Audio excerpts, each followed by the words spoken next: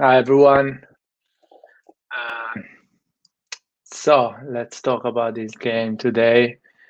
Skrillard, Krunic.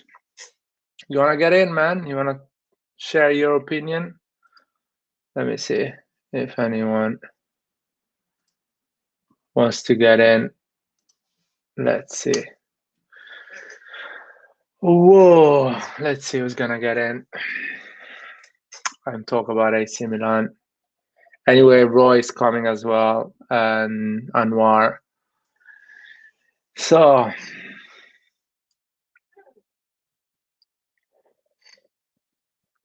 okay, we are late. Why? Here we go. Oh, Lucas on my body is here. Yeah, What's you didn't going catch it this morning. Hey, sorry, for you guys might be in the evening. No, that's fine, man. It's almost 10:30 here. How's it going, Lucas? I'm good. A lot of noise, And you? man. Music, background music. Oh, a lot of Hello. people coming in. A lot of people coming in. So, how's the How's it going, family? Liar?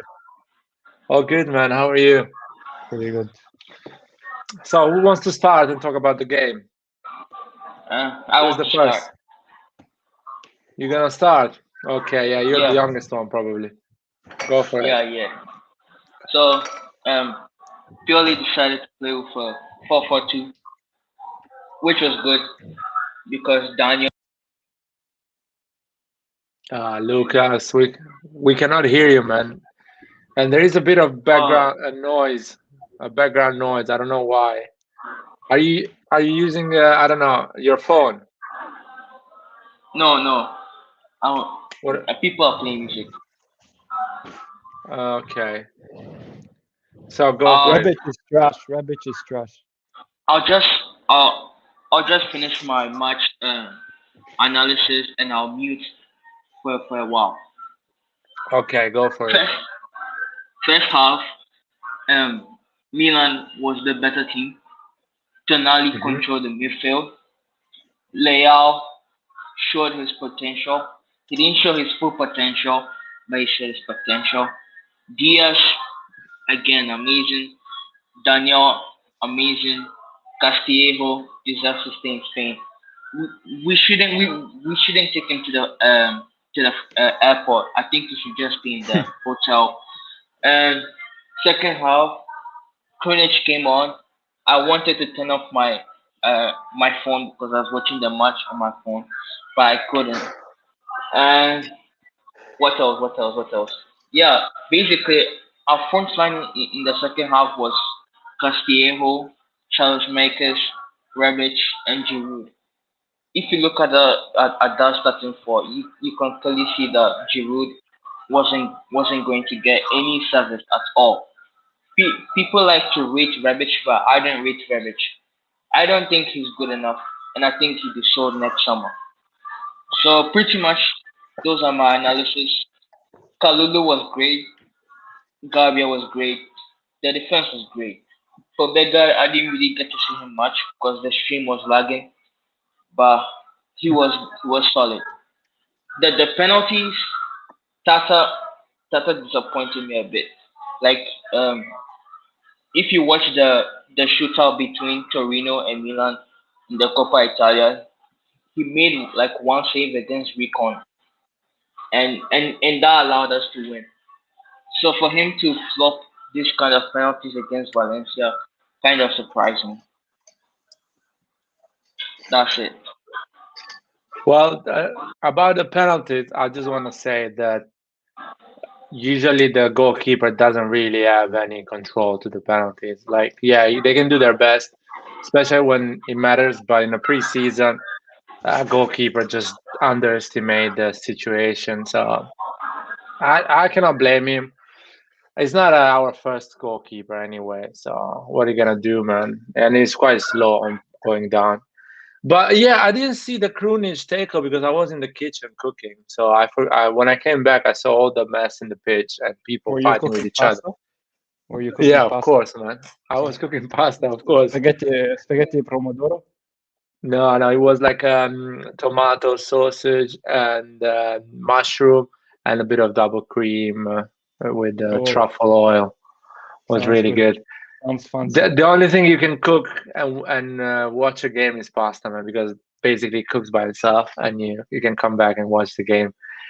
But what I was saying, it was so bad. The tackle was really, really bad.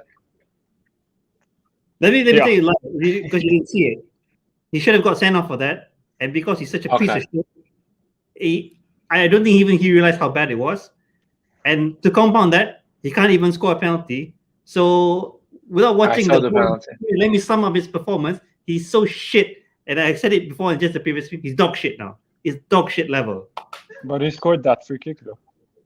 Fuck the free kick, guys. Come on, let's drop it. Okay? This is last season. We would have won the game without his free kick. Now it's obvious he is so shit. But at least we know he has a pair of balls. He fought back. You mean after he got headed? After he got headed? I mean, By the way, the pasta was al dente, guys. Antonio is joining us as well.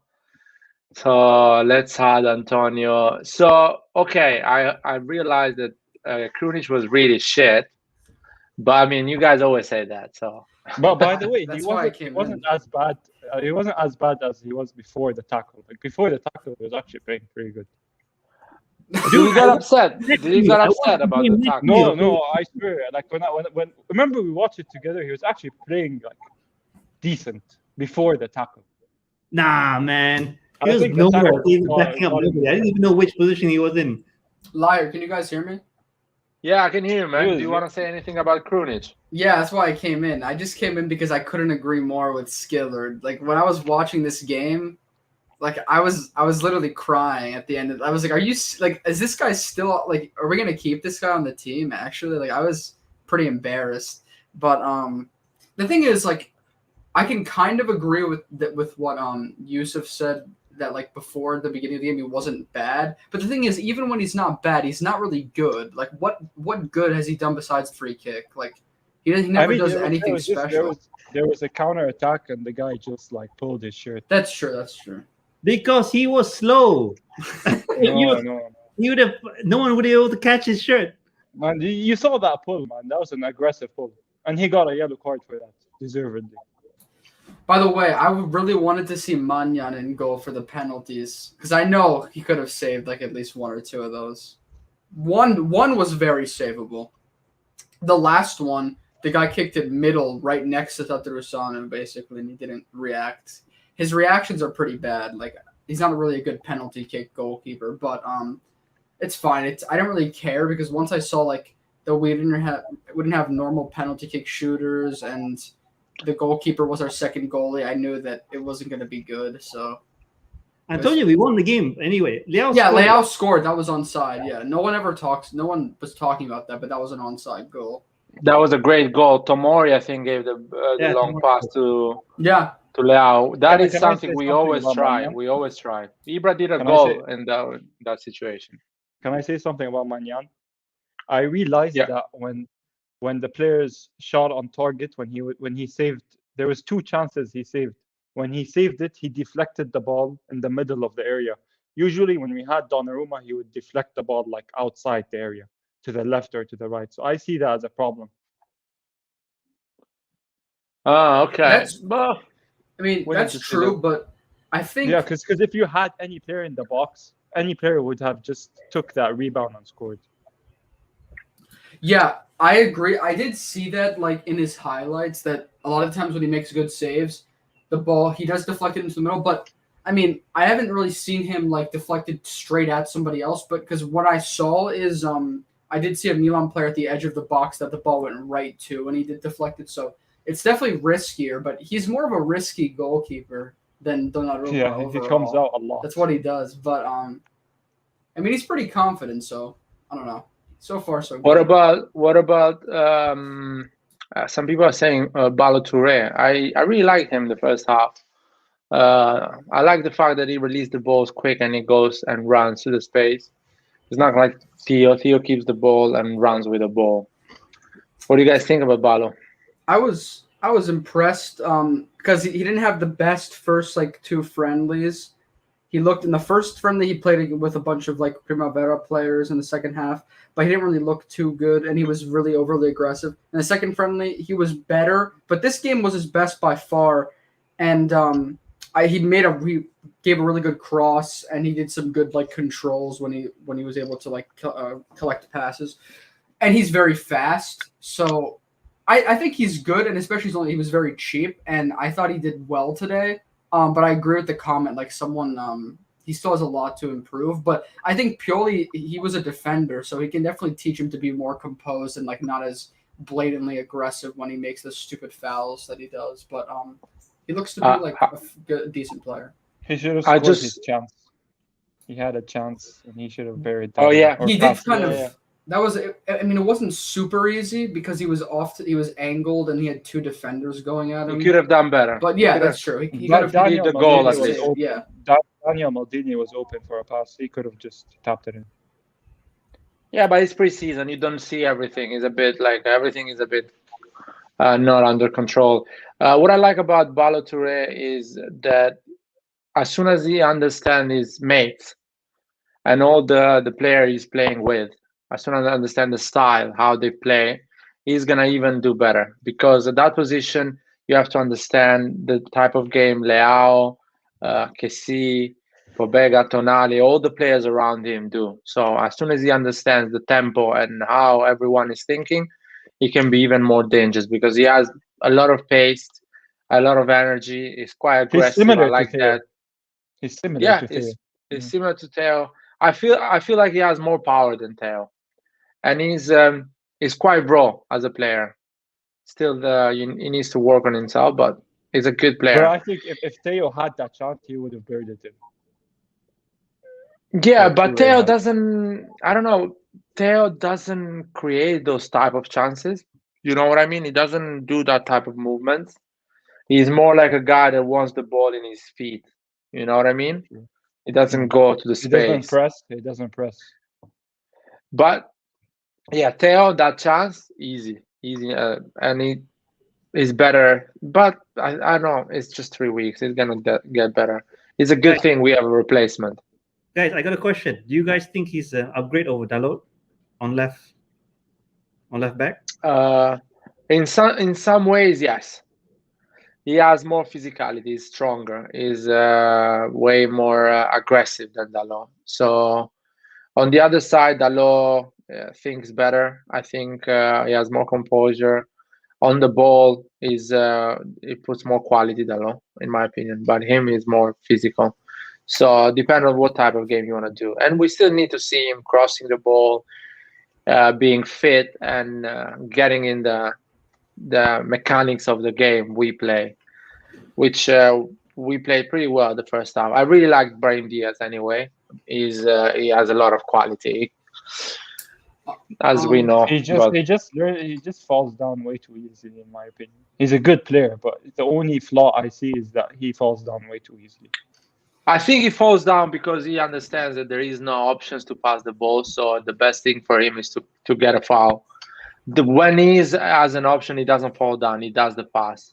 He always finds the way to stay. I just feels like that. I felt like the defense were kind of like bullying him. But if he improves his strength, I think he could be like a top player. That's the only flaw I see with him, honestly. He's in that position of the pitch that he can get a lot of yellow cards from the opposition. So I think he's good there, and dribbles. You saw the chance Casti had. They did a foul to him, but he stays up and he gave the pass to Casti. And Casti was awful. Yeah. That was awful from Casti. Yeah, that was more of a pass than a shot. That was horrible. Yeah. So let's talk about Leao, guys, because Lucas is here on mobile. So we know how much he loves Leao. He's a Portuguese star. What do you guys think about Leao? You go first. Yeah, I think he's more of a left wing than a striker. He naturally drifts towards the left. So I don't know why Pioli keeps playing him as a striker when he naturally drifts to the left. And when he drifts to the left, he creates a lot of chances. I think he should start over Rebic. Over Rebic, yeah. Rebic had a poor game. Like, he even had that counter attack. It was just one defender against him, and he completely messed it up. Rebic just tries too hard. Yeah, needs slowly. I think Rebic is good as well. I feel like Rebic started a week ago. Is preseason, so it takes time for him. But right now, Leao is the first choice on the left side. I really like him as a striker as well, to be honest. When we play good as a team and he's in a good day as a striker, he can be dangerous. I mean, the goal he scored proved that he could play as a striker, because he held up the ball really good. Yeah, no, he's good. What do you think, Skrillard, man, about Leao? Yeah, definitely for Leao. But this game suits him because the way that I saw the Valencia defense, that they were pushing up quite a bit, and there was a lot of space between the midfield and the defenders. That's why I saw Leao play better. That's why I saw Diaz getting into those spaces. Because if you're playing in the teams that what do you call it, like the low block, where they're a bit compact towards the back, it makes it more difficult for Leao to take on 3 players by himself. So where there's space, he's using his speed, he's using his trickery. That's the Leao that we like to see. Yeah, no, it's a good player, and Auge is official, guys. So clearly now we're gonna have 12 million in our bank account, 12 or 11 or whatever, 10 million, whatever is that. Isco or James is coming? What do you think, Isco or James? I think James is gonna come. I think James, Ceballos, and Hakim Ziyech, they are coming. All of 3. Hauge's deal is a loan with obligation to buy. Oh, really? It's not a total buy. It's a loan with obligation to buy for 12 Well, obligation is still good, because it's like saying we're gonna pay in 12 months. That's it. Yeah, I'm glad. Actually, I'm glad he left, because I don't think he fits in the system. Oh, guys, I don't want to laugh because Kangu is our friend, and he still wishes that we're gonna give him 12 millions for Dalot. He's sweet, man. We like him. We're not gonna give him 12 millions. Forget about it. No way. Those 12 millions go straight away on James Rodriguez. We'll give him. Or Ilicic. No. I don't think. It's my opinion. I feel like it's not gonna happen with Illich. I feel like I think he would be a good bench option. No, I think James Rodriguez is really needed in the middle over there as a number 10. Unless Pioli has different ideas in terms of tactics. Because we saw the right wing. We saw the right wing today. It was very poor. Yeah. But Lucas was mentioning the fact that we played a 4-4-2 today, which I don't think so. I mean, yeah, I think of course in the second half when Rebic came on. Yeah, but it's not because we played the 4-4-2. It's just because our players are that type of players. You know what I mean? Are the players that you're not gonna get. But if you put Rebic or Leao on the left, Selemakers or a player like Ziyech on the right, you're never gonna be a 4-4-2. It's always gonna be a 4-2-3-1. So we're playing that position because we have poor players at the moment.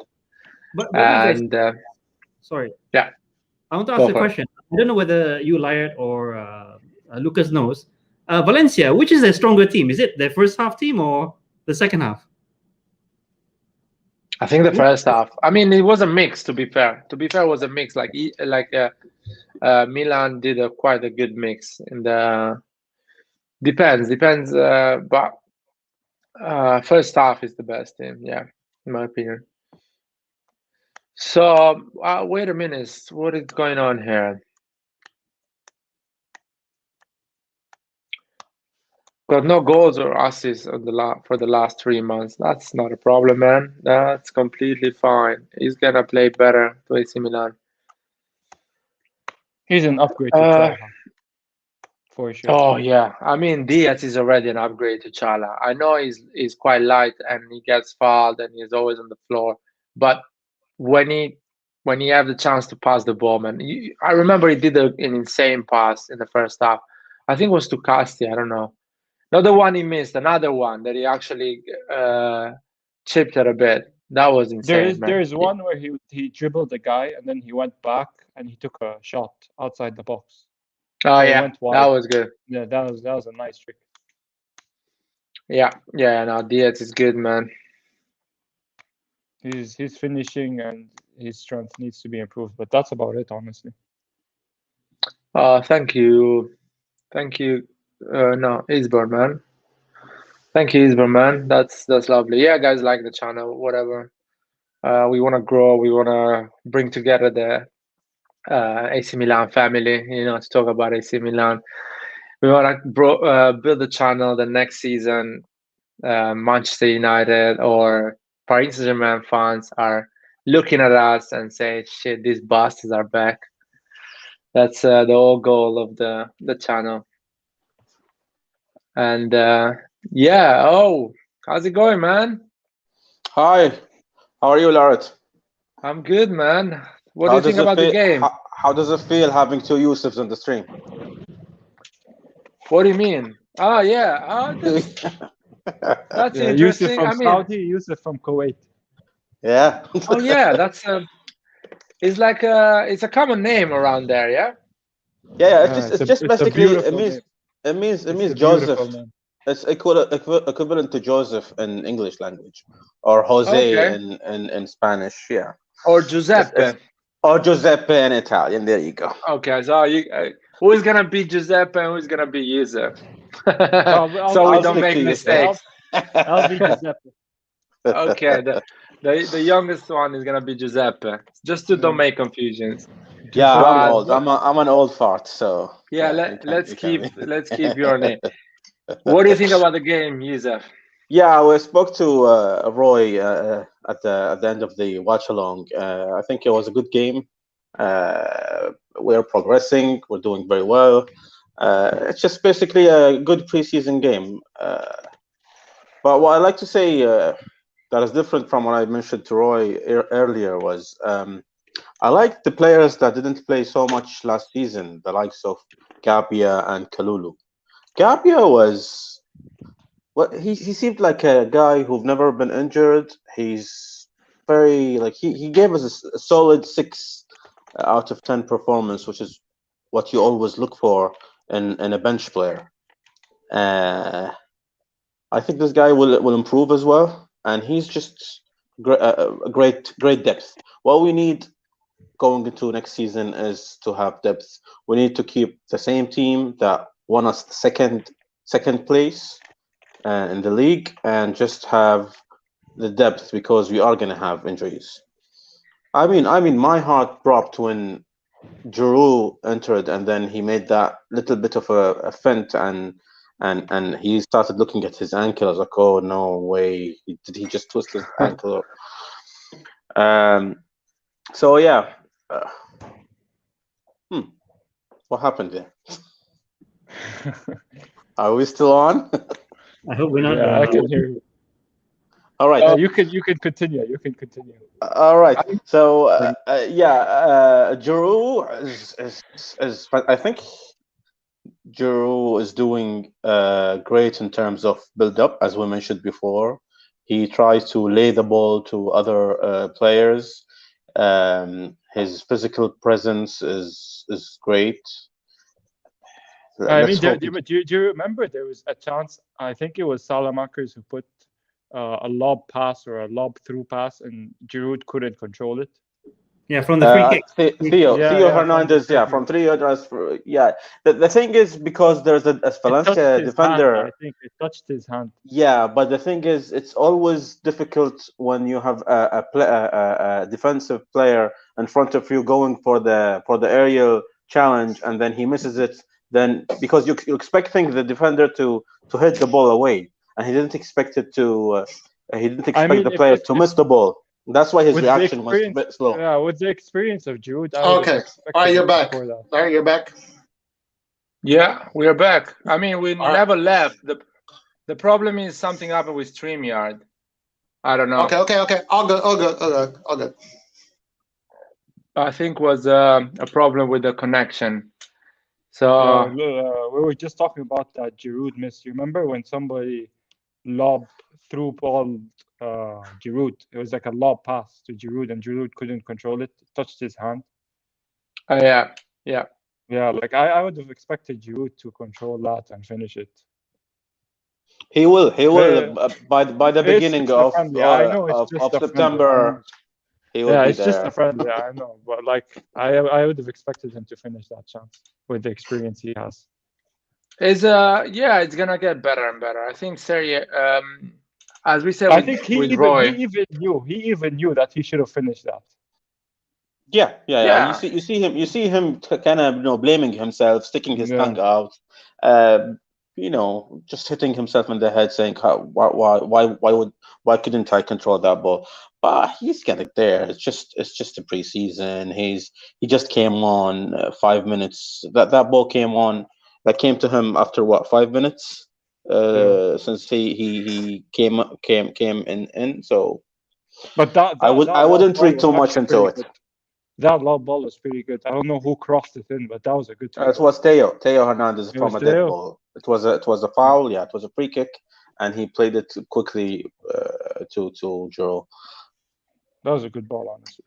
I want to see more of that. Did you guys realize that we actually are doing the important games of the preseason without Kessie and Benacer? And that is a big sign. That's the team is still looking not bad without one of the maybe the most important players we have now, Kessie especially and Benacer as well. So that is a good test to understand how good this team is without them, and how far we can go without them. Can we actually? And without Ibrahimovic, who's like Exactly. It's not just his technical presence or his ability; it's the mentality of the team when he's there. So yes, we're doing very well. Yeah, What I found thought we also played really interesting. well. Sorry, go ahead. You can go ahead. Giuseppe first. He's younger. Okay. I thought it was pretty interesting that Pobega played 90 minutes. Okay. Yeah, I just wanted to say that. Oh yeah. I think Pioli actually gave him the full 90 minutes, so I respect Pioli for doing that. Because all the Pioli here says that he doesn't give time to youngsters, but he actually gave 90 full minutes to Pobega. You remember who got 90 minutes the previous game, Yusuf? He got 90 minutes. What? You know, the game against Nice. You know who else got 90 minutes? Krunic. Yeah. Because Krunic is the Bosnia's player of the year, man. And he scored that wonderful free kick. Come on. He's a great player. Anyway, what I wanted to say was that, we play much better. When I see this game against Valencia, I was actually in my mind trying to place them. Where would they be in the equivalent of a Serie A squad? And that's what I like in terms of our rotation and seeing some of the players. Because let's face it, guys, we can't play the same 11 every single week or maybe even twice a week. So it's bound to be some rotation somewhere. And the way that I see it, we won this game, yeah? Even if you consider it like a 1-0, we had a lot of chances. We won this game. We could probably live with a lot of these players who aren't our first 11 against a lower sided team. So we don't need to stress out our key players, especially in the midfield. Oh, it's gonna be fine. It's gonna be fine. Yeah, if you think of Valencia as if you want to say what kind of a team of the same level as Valencia, I would say Fiorentina, Sassuolo. Yeah, so it's not such a bad team. And again, they are going to start the season before Milan. I think a week before Serie A starts. So they are at a higher or a more advanced stage in terms of physical preparation. So I think we're doing very well. Yeah, we're doing well. I like the fact that We are not in incredible shape, physically talking, but ideas are there. We have good ideas. We can be dangerous, and I feel like we are creating more in the last 30 meters. I remember we were wasting a lot of chances in the last 30 meters at the end of the season. And again, reminding you, Çalhanoğlu was missing a lot of balls or not knowing where to put the ball. On the other side, Diaz is really dangerous. I like that. Diaz, mid-September when the Champions League starts, he's gonna be a good player, man. He's gonna be something, a joy to watch in Champions League against a big team. He's gonna dribble and make the difference. So I'm looking forward for that day, man. And just wait, just wait for him to build a relationship, like an understanding with Ibrahimovic and Giroud. It's I think it's only gonna improve if they understand the way he's gonna run, the way he's gonna pass.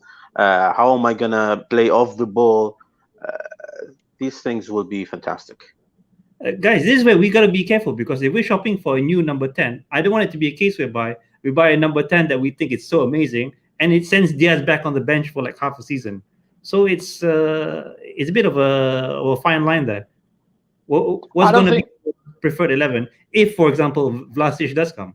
For example, I really believe Vlasic is not better than Diaz, in my opinion, and I don't think Vlasic is coming. I really believe that the player that is coming is going to be someone with a lot of experience and around 30 years old, that has played big games, has a big curriculum. And so I think James Rodriguez or Isco or that profile of player.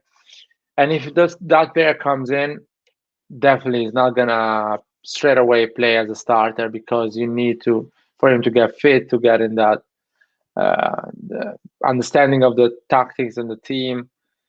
So Diaz, and they're gonna play, because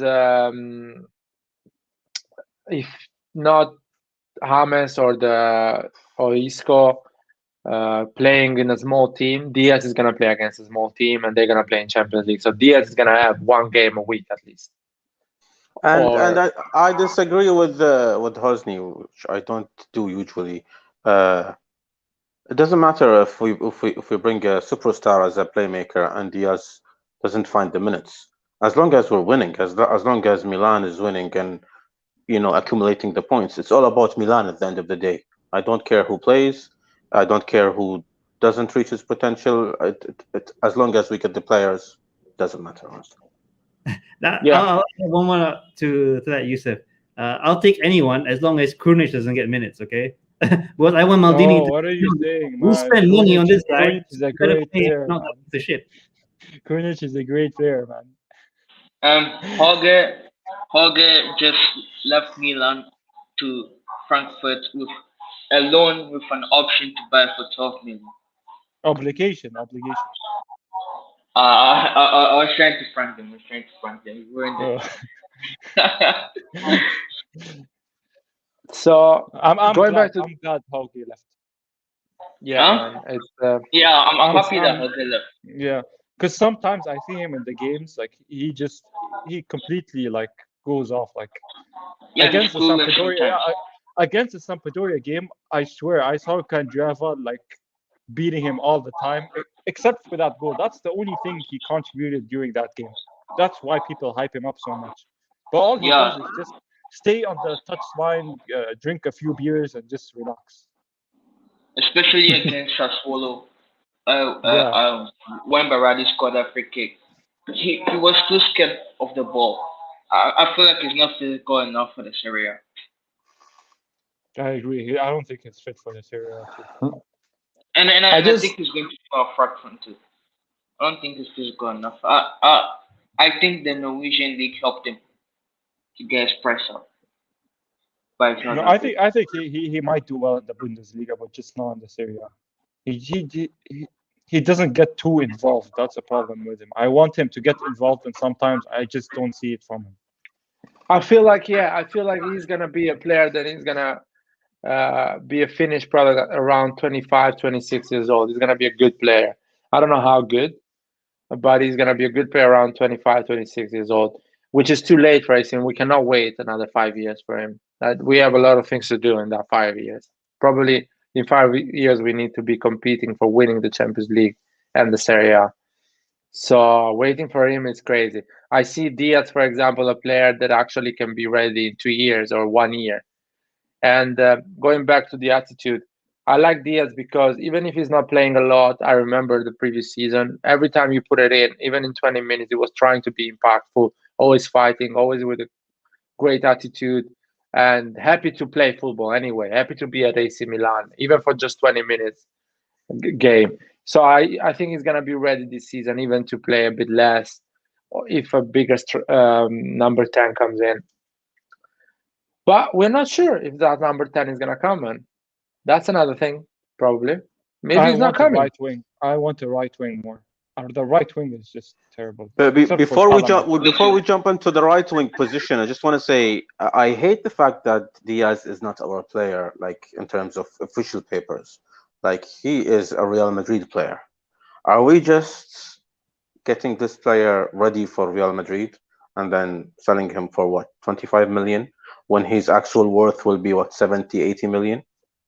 I just hate that fact. I mean, if he doesn't want to join Madrid, he has that say. He can tell Madrid, I don't want to play. Oh, I agree. The player's desire is always the deciding factor. But again, there's always this little bit of nagging thing in me that I always see Diaz as not our player. He's always a lone player that is eventually going to return to Real Madrid. Hopefully. I really don't think so, because it's been quite clear since before he joined us in the beginning. He loves Real Madrid, by the way, yeah. And I honestly believe no player really wants to leave Real Madrid unless they've been shit on by the club. So, and everyone, I believe, wants to play for Real Madrid. You can offer it to Liao. I'm sure he'll want to go to Real Madrid. It's not 100% true, to be honest. I'll tell you. I'll make an example to you. If you are an Italian player, young Italian player, and you support, for example, Roma or AC Milan, but you are in the youth of Juventus, and a big offer and a team like, let's say, Bayern Munich or Manchester United or Barcelona wants you don't give a fuck about Juventus, because you're not even a supporter of Juventus. Your family doesn't care about Juventus. So if Diaz is not a Real Madrid fan since a young age, but actually, and he is in love with AC Milan and he really loves to be at Milanello, I believe that he's not going to go back to Real Madrid. It depends on many factors. Diaz wants to play for the Spanish national team. I'm sure he does. The easiest way into the Spanish national team is through Real Madrid or through Barcelona, not through Milan. That's not true, because no Real Madrid player played for the Spanish national team. It's not Spanish or Italians that are not like English, that you need to play in Premier League to play football. That's not going to happen. Spain didn't pick Ramos because he was in Real Madrid. No, he wasn't fit enough. That's it. I think he played like 5 games the previous season, man. You're not going in a Euro with 5 games. There is no chance. I think especially when you have essential for Spain. He was the captain for how many years? I don't think to play, they missed Ramos in that game. Just to be as a figure, not to play like as we have Ibrahimovic. He's there to be a figure in Milan. Ramos but we are that figure for Spain. We are a growing team. Spain is a good team, man. We saw in the Euros they are a good team. Young players. They also have young players. Daniel Olmo is an example. I don't think it's a good way to think. I think Ramos, if you're not fit, you're not playing. It's because it's disrespectful of the other players that actually are fit and they had a great season. You have to think even in that way. But anyway, going back, Ramos should be starting. I'm saying he could be in the bench. He could just be as a figure to motivate the team. It's just as a motivation factor, just a role model. You can see he could be a role model to these players. Yeah, but like how Ibrahimovic is a role model to our squad. You can go and do that part, or even play. If you had a full season, you played like Chiellini and Bonucci. They played at the end. They played 20, 30 games a season. So you go there because actually you are fit. You are healthy. You don't go if you have just 5 games. 5 games in a year. It's basically you cannot run for more than 30 minutes. That's it. The intensity in a Euro. Or anyway, but we're talking about Diaz. So I'm not sure about the fact that Diaz is like, oh, Real Madrid wants me, I'm going back. It's not how it works. There is a human factor on that as well. And when you become a leader and a star in a team, you want to stay in that team. Unless it's Inter and they have a 200 million debt or something like that. So you have to leave, even if you want to stay. But that's another story. I think that's the reason why we gave him the number 10, to show him that the project is really focused on him. I think he loves to stay to AC Milan. I think he's like for him, it's a dream to be playing for having the number 10 of AC Milan. We saw a picture of him at kids and San Siro. So I don't think is you know what, Youssef? I want to have that problem. I want to be like, okay, Diaz is an 80 million player. I want to have that problem. My issue is like in 2 years maybe Diaz is not gonna be that player, and we have like a normal player in the squad. You're already having that issue with Theo now. Exactly. Yeah. Theo is a bit. Is it gonna be Theo the Maldini of our generation? I don't think so. See, that's people are like, oh no, Paris Saint-Germain is gonna buy Theo for 70 million. That's the less problem, man. I want Theo to be so good that actually we're gonna cry if we sell him for 70 million. He's still not so good. What's going on here? There is a lot of comments here, and I'm really bad with comments. Speaking of these crazy numbers, I don't want to talk about the worst half of the city, but don't you think it should be like? Don't you think the management of Milan should jump with 2 feet at the opportunity of winning the Campionato this year if Inter sell Lukaku? Because this team is going to be 50% weaker after losing Hakimi and Lukaku, and we should capitalize on that opportunity and invest maybe heavily to win the Campionato we are actually planning to win it in 2 or 3 years time. What do you guys think? Yusuf, that's what Inter did, and that's why they need to sell their best players now. They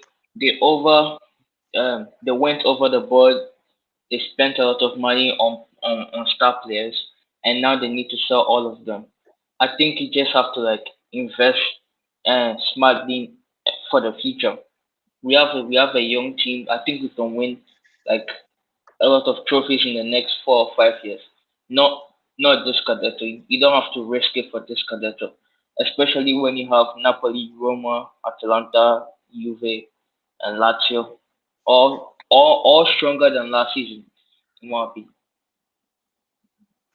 That's all. Youssef, on that point, I thought we could have won it last season, by the way. We were in the lead for so long. So if we really wanted to invest, I thought we could have won it last season, to be honest. Oh, maybe you were on the bus, but remember how when I said I've never been on the bus? I wanted to be on the bus. I was on the front of the bus, by the way. You were driving the bus, man. Oh, absolutely not. No, I agree. Yeah, I think what's happening to Inter now happened to us when we saw Abramovich and Thiago Silva. We invested heavily on that season when we bought Abramovich, Robinho, and then in the winter we bought Van Bommel. No, Pato is after that. Before that, I mean. So, and then we ended up with a massive wage bill, and we couldn't handle it. So, a 65 million offer was not. Berlusconi was not gonna refuse that. And even now, I'm reading the news. Inzaghi and who's the manager there? The director there? I can't remember his name. Yeah, the guy who used to work for Juventus. They don't want. They're refusing to sell Lukaku, but it's coming from the Chinese owners. So I heard Lukaku told the Inter management that he wants to leave. He wants to go to Chelsea. Yeah. I don't want to turn this stream into talking about Inter, but I'm just gonna apply this to what does this mean to Milan? And it means that maybe we could improve one position more next No, year. it Maybe. means we came out on top. Honestly, we're the ones that are laughing at Inter now. Yeah, because they're broke. We gotta win Yeah, this exactly. Yeah. season. I think Maldini played it smart, even Gazidis. Smart spending is the way to go. Don't overspend. If a player just want- continue. No, I just want to answer this comment. I don't know why the AC Milan supporters of this generation, they are so focused on someone Krunic. I don't know. It's like they're gonna be our legacy for the next year. They're gonna leave AC Milan as soon as their contracts run out. They're not gonna be an AC Milan player. I can guarantee that. I can sell my house and bet on that. Like we need the money from those two shows before their contract expires. We don't need the money. We need to get rid of the rubbish players. If we couldn't give them for free, we couldn't give them for free. We spent 15 million plus backup for Castillejo and 8 million for Krunic. There is no way Milan is going to let them go for free like they did with Hakan and. They're not gonna get a renewal, man. Believe me, I've seen this. Casti, Krunic, Conti, Caldara, they're never gonna get a renewal. Especially no Conti, way. Especially Conti's Bakuni, wages are just 2 million. They are gonna leave for free, or somebody's gonna buy them for 2 million, 3 million, 5 million, or somebody's gonna loan them until they leave. Duarte, the guys in Turkey, he's gonna leave for free. No one is gonna give him a renewal, even if it's like, oh, please give me €100 a month. We're not gonna give them. So stop thinking that AC Milan is gonna be in the next 2 years Sam on the right and Krunic on the left. No way. So answering this comment, Diaz maybe is gonna play with better players than Pogba and Mbappe in 2 years. You never know that.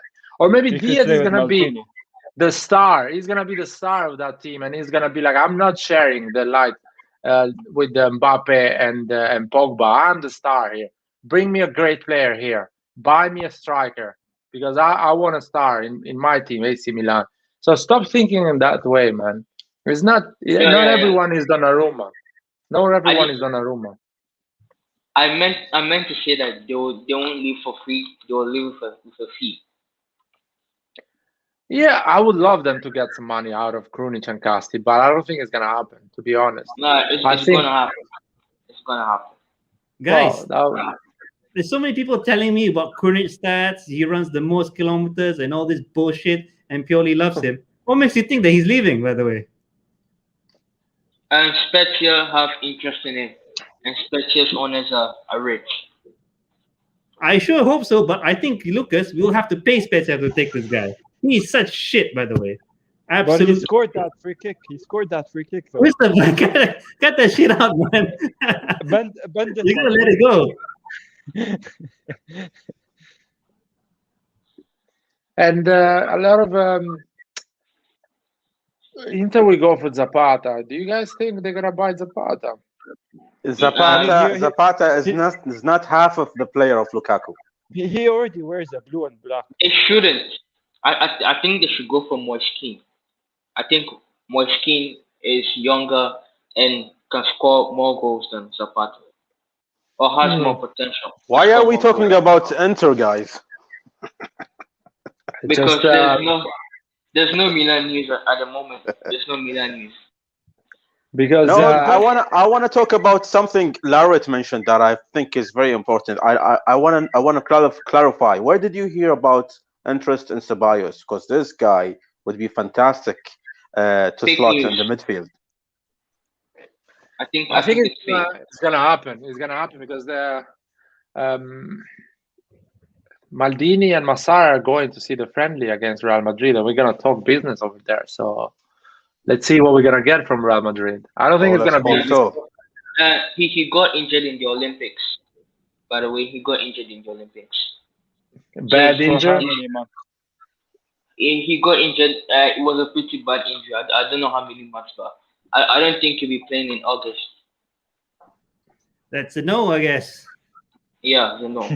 No, it I mean, depends we if could, it's we a could, we heavy. could play Brahim. We could play Brahim, no problem.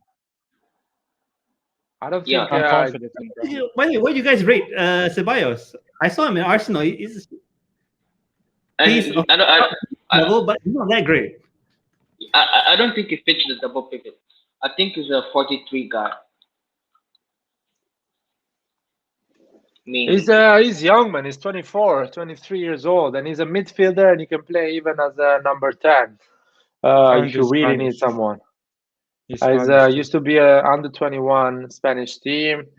Already played the high level, so Real Madrid, Arsenal. So mentally, is not scared to play for a big team. And yeah, Arsenal. A lot of players play shit like last season with Arsenal. So is the But player the problem, or is the level team? anymore? By the way, Huh?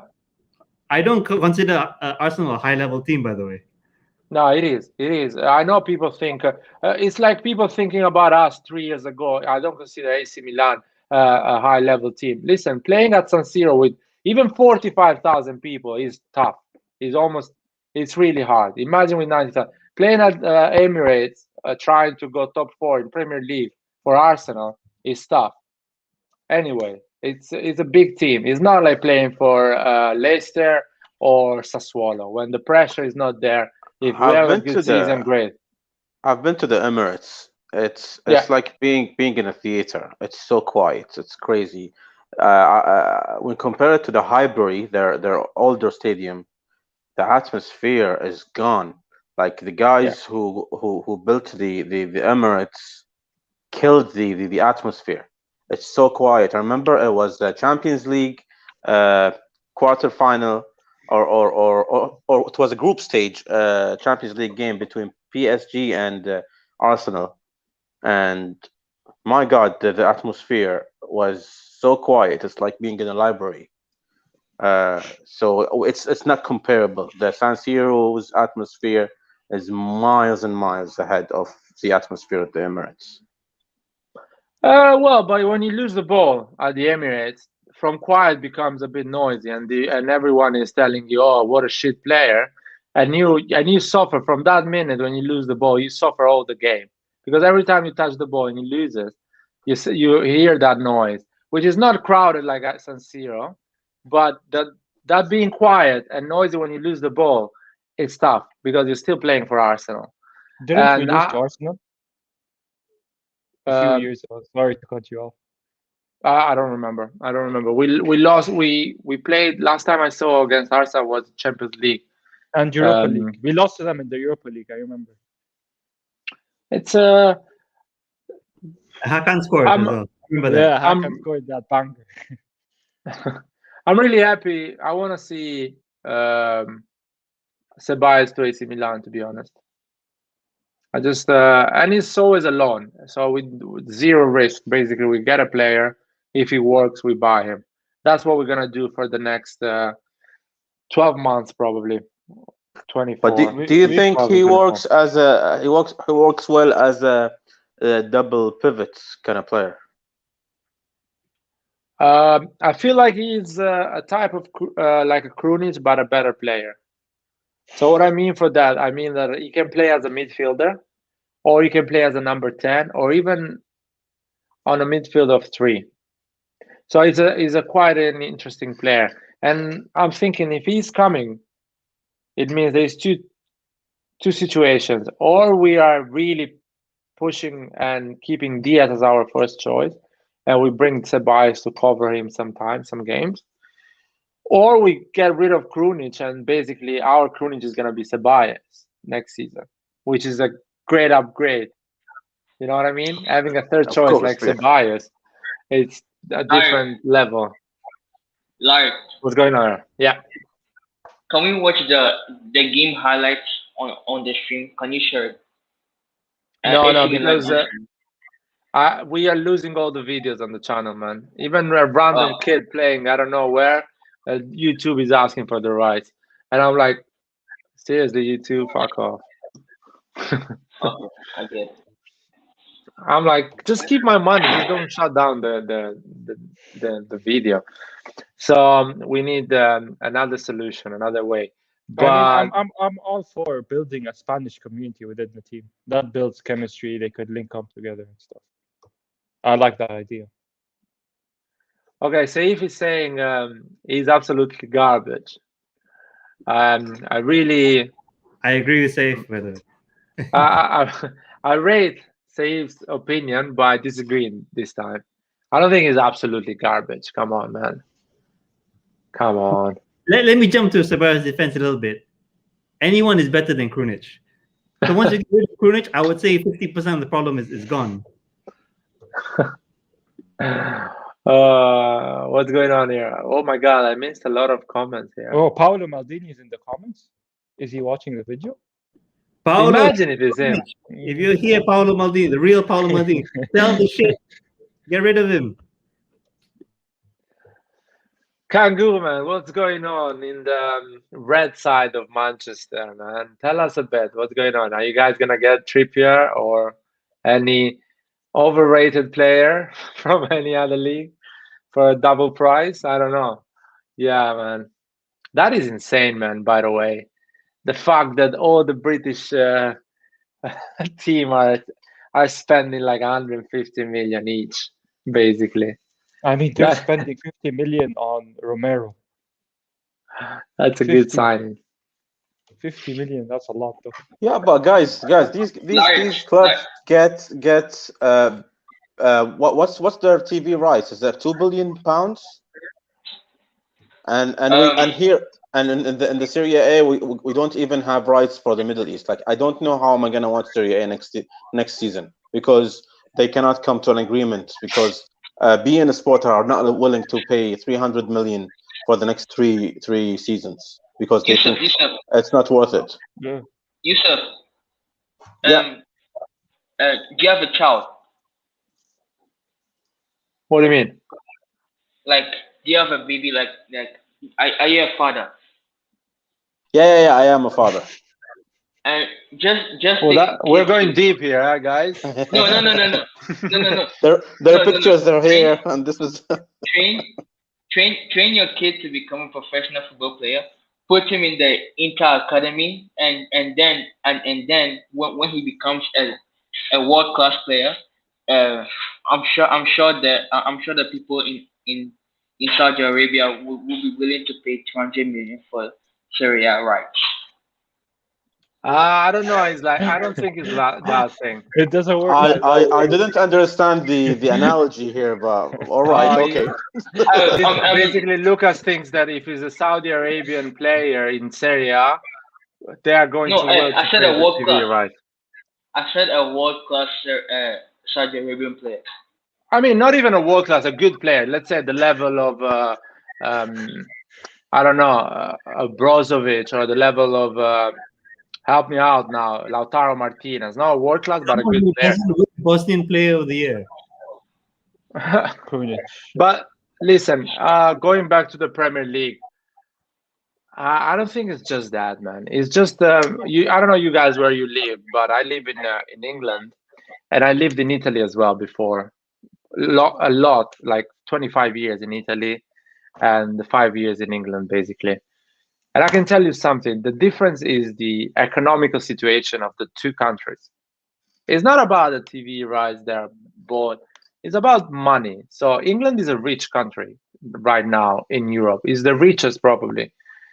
Germany as well is rich as England, but football is a big thing in England. So that's why the Premier League, they really care about the Premier League, and they really do the best out of it. Starting from the pitch, starting from the stadium, starting from the interview, starting from the content around the Premier League, the marketing. And they have the money as a country. So basically sponsorships. Leicester, when they get a sponsor, a British sponsor, they're going to pay more because the country is richer, people consume more, and they get more money.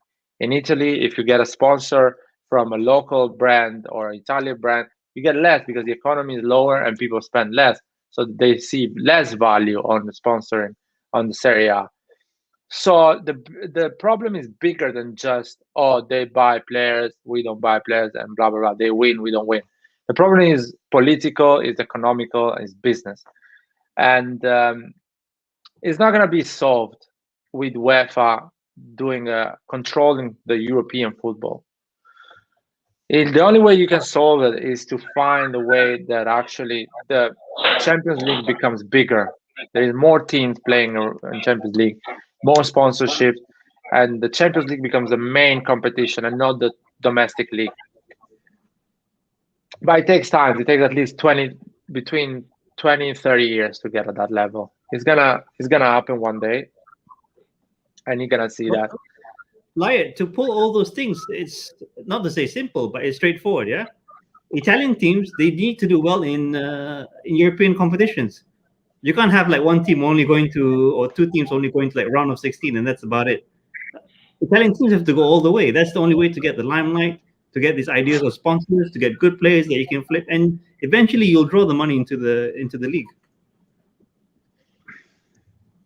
No. The only way to get out of this situation, which is a really tough situation for the Italian football, because unfortunately the government doesn't care about football. They don't realize football is a big thing. It's maybe the third economy of the country. People really care about football, so they really need to preserve. It's like the Colosseum. People come in Italy to see the Colosseum, but people know Italy even because the football and the Serie A. So Serie A is kind of a Colosseum. You need to preserve it and to do something about it. So the only way for Italian club to survive and to actually get some result in this tough period is to play beautiful football. Beautiful football. And you can play beautiful football without having the big names, without having Lukaku, by having Vlasic, without having De Bruyne, by having Diaz. So you need to find the talent. You need to like what Atalanta do. Exactly. You need 20 Atalantas in the Serie A team. 20 Atalantas. If Juventus plays like Atalanta, if Inter, AC Milan, Roma, everyone plays like Atalanta.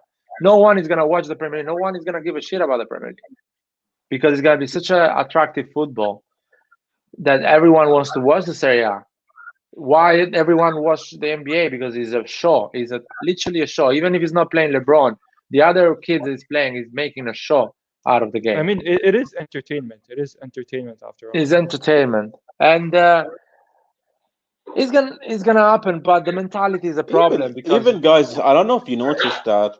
Even the colors, like the saturation of the colors when you watch Premier League and compare it. Like if you go and watch Crystal Palace against Fulham last season, and then you go and watch Sassuolo against Chievo, which is supposedly a bigger game in terms of the skills, but the colors, the broadcasting, I don't know, the technology is different.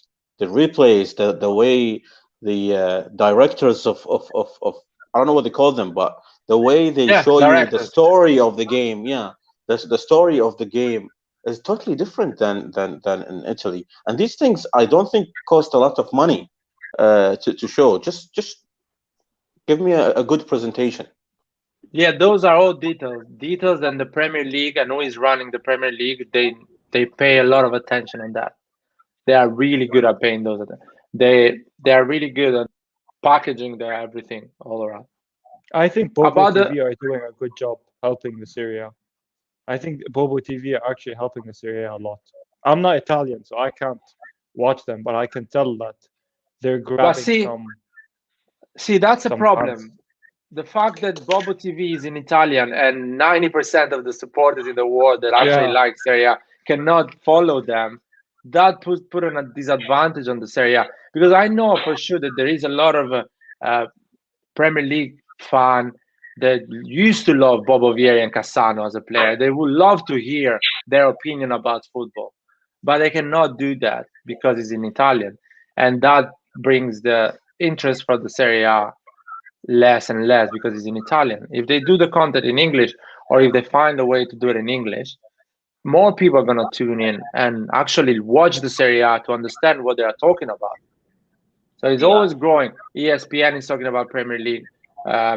Sky Sport is talking about Premier League. All the YouTubers are talking about Premier League. They're all in English. They talk about Arsenal, Chelsea. They don't even know what they're talking about. They don't even know about football. They just say a lot of bullshit. It's also the club. I mean, if you see the AC Milan video, some of the content they put even on YouTube, not all the videos even have subtitles. I mean, so how many fans are you planning to reach? I know that a good number do, but also a lot of the videos that the club posts doesn't have subtitles. I if think I was, I think go for it. majority of the videos have, especially the car riders purely. Those subtitles. Yeah, but the interview That's with right. I think Balotelli, was it Manyan? It didn't have subtitles even. Oh, the press conference. Yeah. Okay, I agree with that one. But the edited videos, they always put subtitles. No, That's what Milan are purely trying. interview. Yeah, Oh, sorry. regarding the translation, I noticed that Milan treats the YouTube channel as an Italian kind of channel, and then any videos that you want to watch live with English commentary is by the application. Because I watched both press conferences, and there was English translation in the application, but YouTube is always, I don't know, their target audience in YouTube is only Italian speaking people for some reason. A long time ago, I remember a long time ago, whenever we used to sign a player, there was an English version and an Italian version of the press conferences, where after the player spoke, there was a guy who translated it for the English viewers. That was during the Berlusconi days, I think. For example, I would pay someone. I'm AC Milan, so basically, I'm almost a 500 million euro team now. That's the value. So I would pay someone to dub all these videos in English. So basically, you don't even need to read the subtitles. Subtitles are for people that cannot translator hear. So basically, completely dub the video. So you have a voice in English that actually is talking and is explaining. And so that's the thing. Of course, for an interview, doesn't. Yeah, so you have to do that. So actually, you can get more viewers. And if I was the Serie A, I would give that fund to every club in Serie A to do that. I would say, you know what, we need more traction. We need that our clubs get a lot of followers on YouTube, on online, and people follow them. So I'm give you how much you need. You need a total amount of money to make sure that your YouTube channel is completely in English and in Italian, whatever, you know what I mean? But in Italian is already. So you need 100,000, I'll give you that 100,000. I'm gonna find a way. I'm gonna ask my sponsor to pay me. You just put an advertising on that. But they need to do that. No one is thinking right now in that room how to grow Serie A to do that. No one is thinking to do this thing, these small things. To pay content creators to actually create content around the Serie A in English. Just pay them. You are allowed to go and interview all the big players in English. To go there inside Milanello and have an interview in English. They don't do that. I don't know.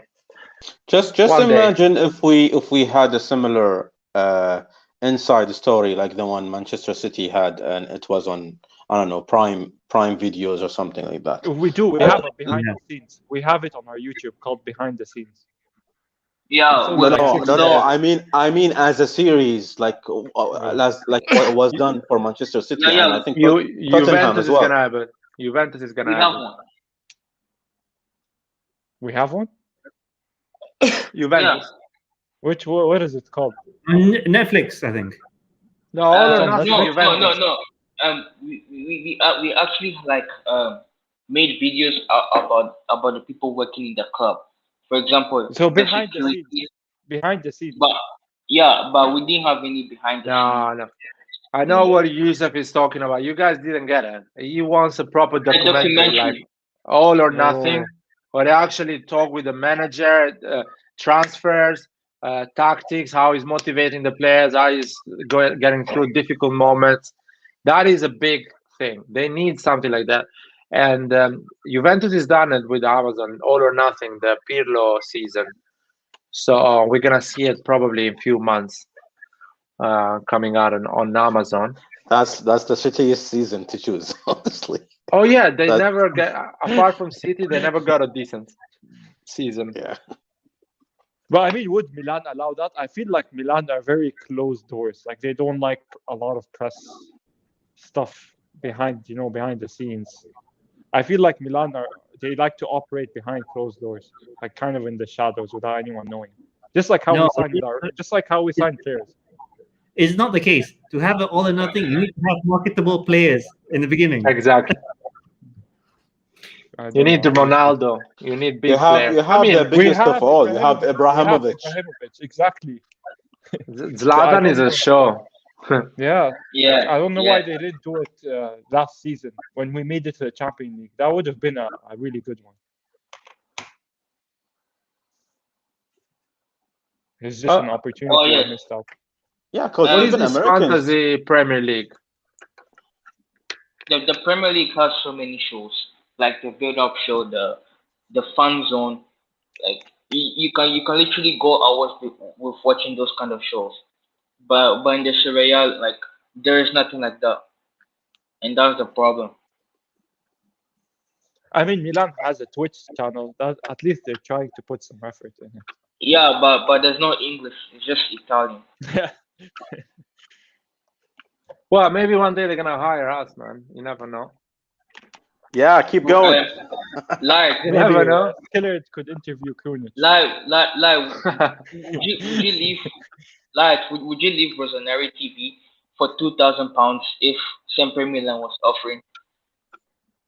I don't know, man. I wouldn't.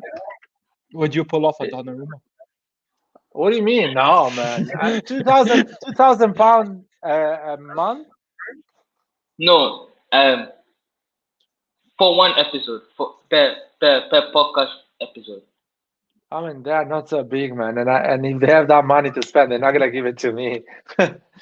Yeah, so but I don't I think said so. if it's not realistic. It's not realistic. You need to give me a realistic situation to actually tell if I can do it or not. No. I think it's kind of realistic. Oliver Fisher has some bread. Oliver Fisher has bread. Oof. No. I will stay with RossonARI, man. I would prefer to be a RossonARI and be free and do whatever I want. Say whatever I want to say, you know. So he wants to speak to you, Lucas. He's gonna miss you. Exactly. Lucas on mobile. He's gonna follow me in another channel. The thing is, sorry. Go for it. Go ahead. No, I just want to say, let's say a big YouTuber, or let's say the Twitch channel of AC Milan calls me. Let's say, oh, do you want to be part of the channel or something like that? I still will say no, because I think it's quite lame and it's quite organized. It's not really authentic. Bro, you can see the question. They have the hot girl. Who's the girl in the Twitch channel? She's not hot. She's very man. pretty. Yeah. I mean, there's this guy. There's this guy from Italian football TV. TV. Swoop in? Marco would you from swoop Italian. In, I would swoop in. Marco from swoop Italian in for the girl. Okay, guys, one at a time. Okay. Marco from Italian Football TV manages the Italian Football TV channel and also the Juventus, the official Juventus Twitch channel. Same thing with this. Oh, really? Yeah. I didn't know about that. The official Juventus Twitch channel. He started recently, or it's always been doing it? Last season. He started last season. Okay. So you can do both. Larry, I would honestly try to go in the Milan Twitch channel and try to date that Milan girl. Man, you really are young, man. You really are young. I just go up to her and tell her, "Ciao, Bella." Ciao, Bella. No, man. I'm fine. You think that's creepy? That's creepy, man. You're just being a creep. I'm not being a creep, man. I mean, if I work there, you're being a virgin, man. You're being a virgin. Exactly. Virginity rocks, man. Virginity rocks. Rocks, man. Don't show it too much. That's the thing. Virgins are cool, bro. They are the new gigs. I mean, I would try to swoop in. I would say I would love to, if I really want to work for AC Milan in the, on Twitter or whatever, YouTube. I really want to be free to do my things. I want to be like, okay, give me access to the players so I can interview them, I can bring them to the community so the community can talk to them and ask questions. I would love to be more like they're more authentic. I feel like their channels are quite controlled, quite, it's like TV online basically. It's not social media. I like, what I like? I like the channel Rio Ferdinand has 5. I like the way they do it. They talk about Premier League or Manchester United, whatever. They get pissed off, and one of the guys is an Arsenal supporter, so they take a piece to him. So I like that type of content where you're actually free to say whatever you want, make a bit of fun, and still have the chance to interview some AC Milan legends or some players of AC Milan and ask them some questions. But the channel, I don't think is run pretty well. Don't end up like Boban. Yeah, I would love to talk with Boban, by the way. It's quite interesting. Like when a Milan player receives that, is it a golden pig when you are the worst sportsman of the week or of the month? Yeah, Ibra got it. Ibra got it last season. Yeah, does like the club like allow that, or how does this work? Do you guys know? I think it's by the Serie A, no? Because it's a quite a very interesting show. Like people are watching it. You get a good exposure, even in a negative way, but you're still getting that exposure. I don't know, man. I don't know. It's I feel like if you want to interview a football player, you need to have the club needs to approve it. So anyway, it's not like they are free to do whatever they want. Like anything else, before you interview someone important, you need to first show the questions before you interview him, so they can approve it. Yeah. Guys, do you remember that the club, they did a feature on Sandro Tonali, his origins and all that? Look how that ended up. It's still going. No, still going. I'm still not reaching any conclusions with Tonali. I think he's gonna get there. This guy is a young guy. He's even, again, he's a boy. He's not even. I don't know how old is he? 20. So he's gonna improve. He's gonna reach his levels. Let's have okay. I'm not saying let's have patience like 5 years. Like Larry said, we're not gonna wait for 5 years for Hauge to turn into the new Nedved. But at the same time, a year or two for Tonali, I think we should afford that, especially if we have Kessie and Ben Nasser. And let's go back to talking about Milan, if you allow me, Larry, and ask you a question. What are your expectations for Champions League, assuming that we are going to get a death group? We are going to get a very strong teams. So what do you expect? So I'm 33, so my entire life, every time AC Milan played Champions League, I always expect them to go through the group stage.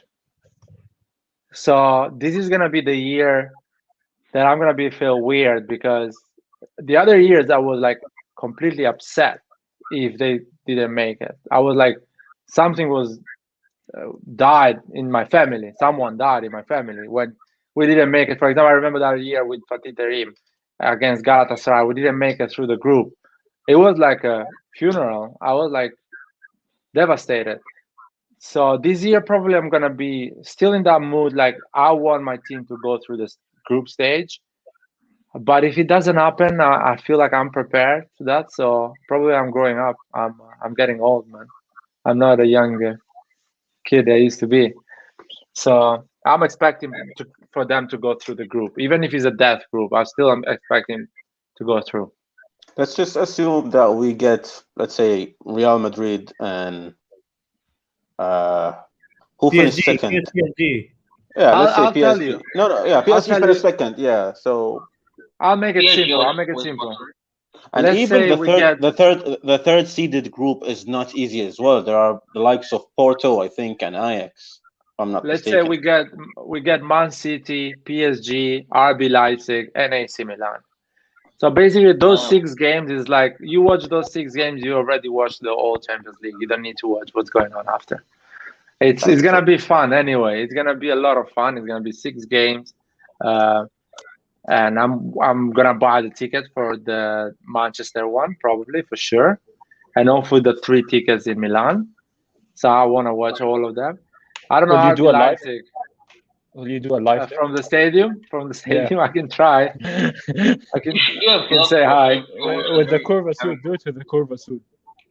Yeah, why not? Hopefully, it's gonna be full the stadium. So Yeah, that's what you I'm have vlog. expecting.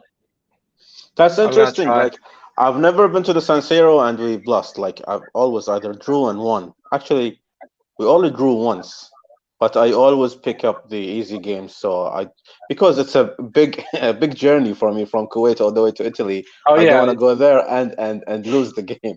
But the biggest game the biggest game I chose was the 2-2 draw against Inter, where we were 2-0 ahead with 2 Susu goals, and then I think it was Perisic who scored at the very end of the second half. That was disappointing, man. That was disappointing. But going to the San Siro is. Do you remember the game where they had that tifo for Berlusconi? Yeah. That was the game. It was the Wow. best atmosphere ever. I've never been I've been in a couple of amazing stadiums, but that game was like the best. The best. The San Siro. tifo.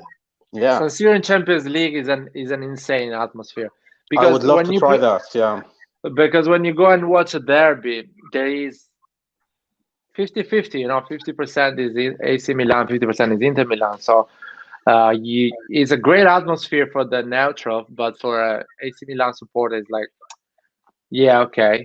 But when you go in a Champions League game, and it's basically 90% of the stadium is AC Milan supporters. It's a red and black stadium. So when we score, the stadium, the building just shakes, man. Everything shakes. It's amazing. It's one of the best stadium in the world. And yeah, you're gonna. I recommend it. The Just Champions can't League game, wait, I man. Just recommend it. can't wait. Yeah, Let's hope this I COVID recommend it to shit everyone. goes away. Let's hope this COVID shit goes away and just to be able to travel to Italy. I miss Milano. But Just don't Yeah. you think we visiting need Como don't- there. don't you think we need a new stadium? Because he just said it many times. We need a new stadium. We need a new No, stadium. I'm of the opinion of having refurbished. What's the word? Just like make it newer, make it reinvest more. or like Yeah. Just San Siro has such a great name. Would be very difficult for me to. I just want to buy it. Like if they buy it from the what's it called, the council there, Yeah. and kick Inter out and let them build their own stadium, and we own the entire San Siro and get 100% income of revenue from this stadium. That would be perfect because it is the need San some Siro. renovations.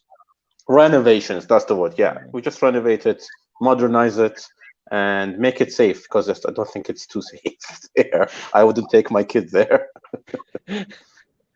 By the way, So we guys on gonna that do point this. for the group, in my opinion, I think we should play the best teams out there because I really want to see where we're at.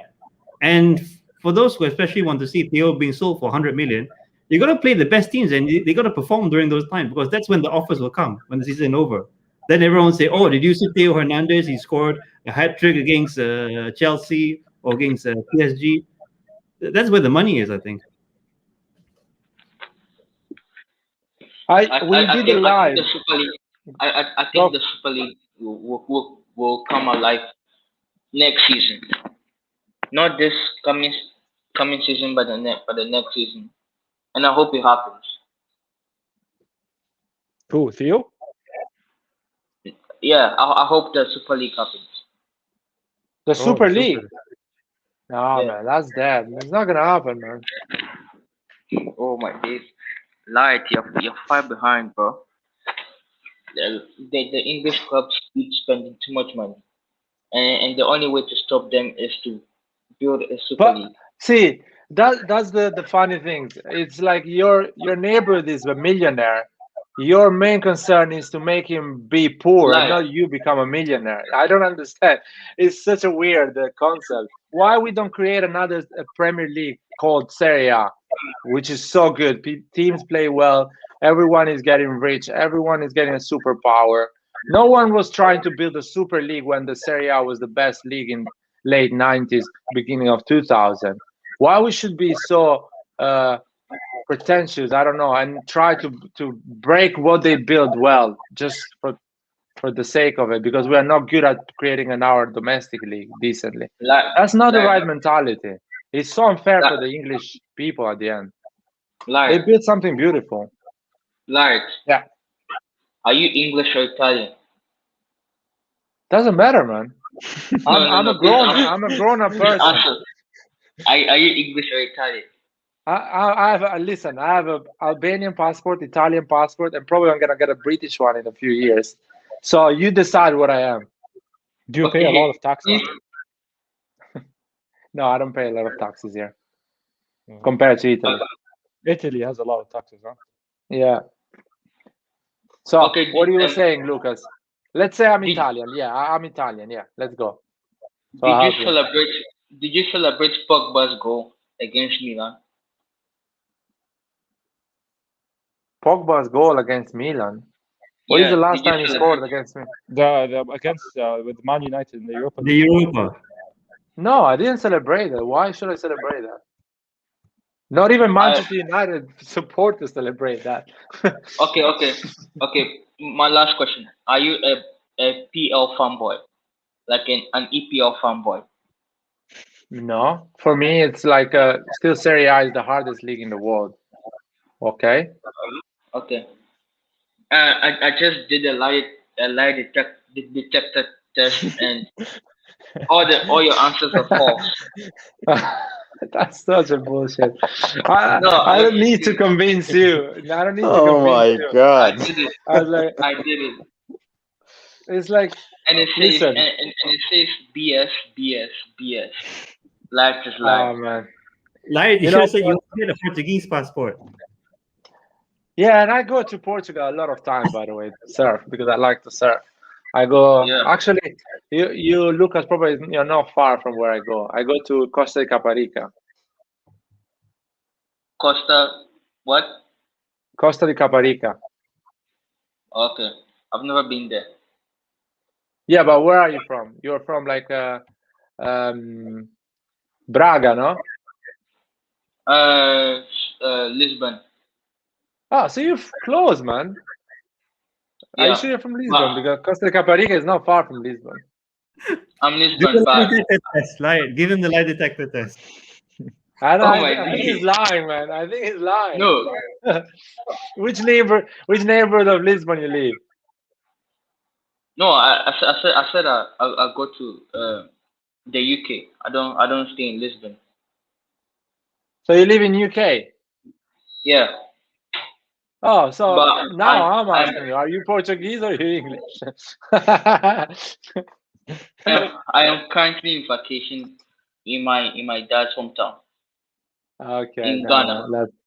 So you'll meet up with Liart in England.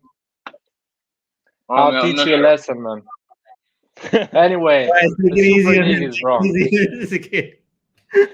We're getting too personal here. Yeah, exactly, guys. ¿Cómo estás?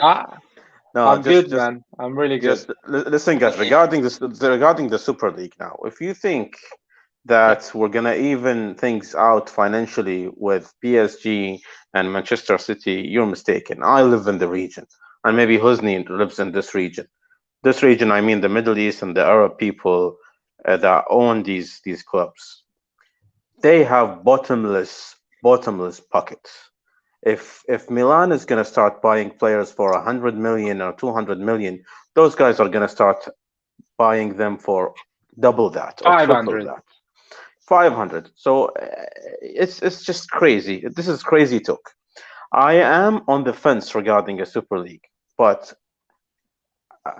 maybe a better idea is a Super League, of a knockout kind of tournament that is happening every 4 years. Let's make the Club World Cup more entertaining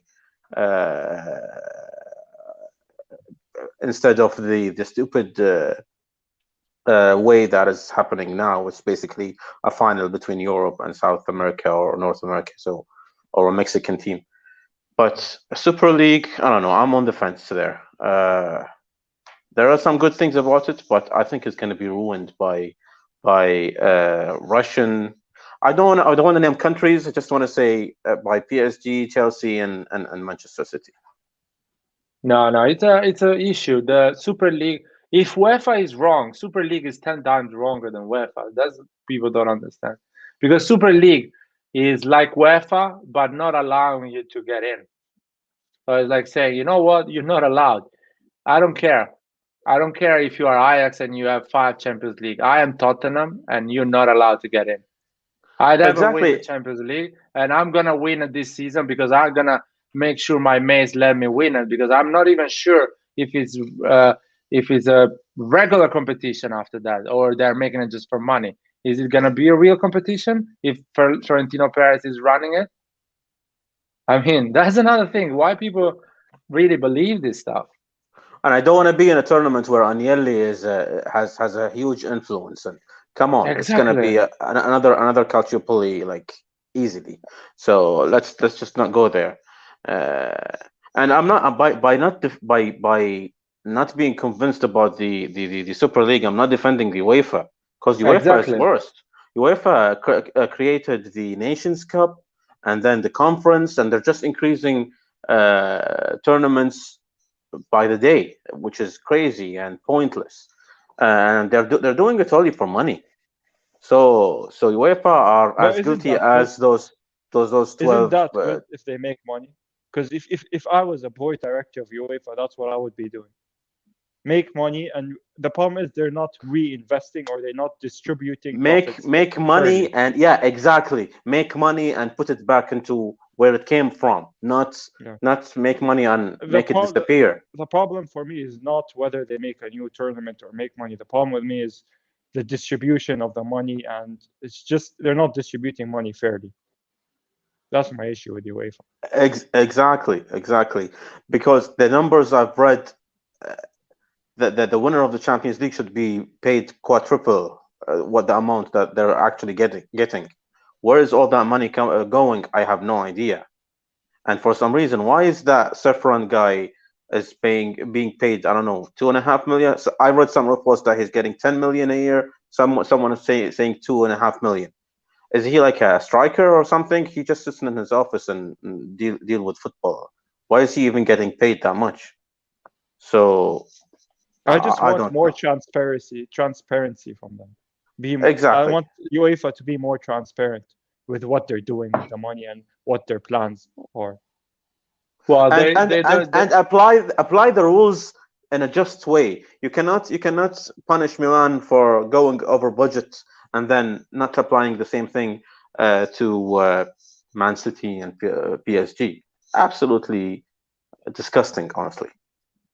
Yeah, I just want to say something. Sure. That's favoritism for sure. I just want to say something. That's the one thing UEFA should delete completely, is the financial fair play. It's just useless. It's madness to actually put a rule that stops private business to invest. That's basically what it is. You're not allowed to invest.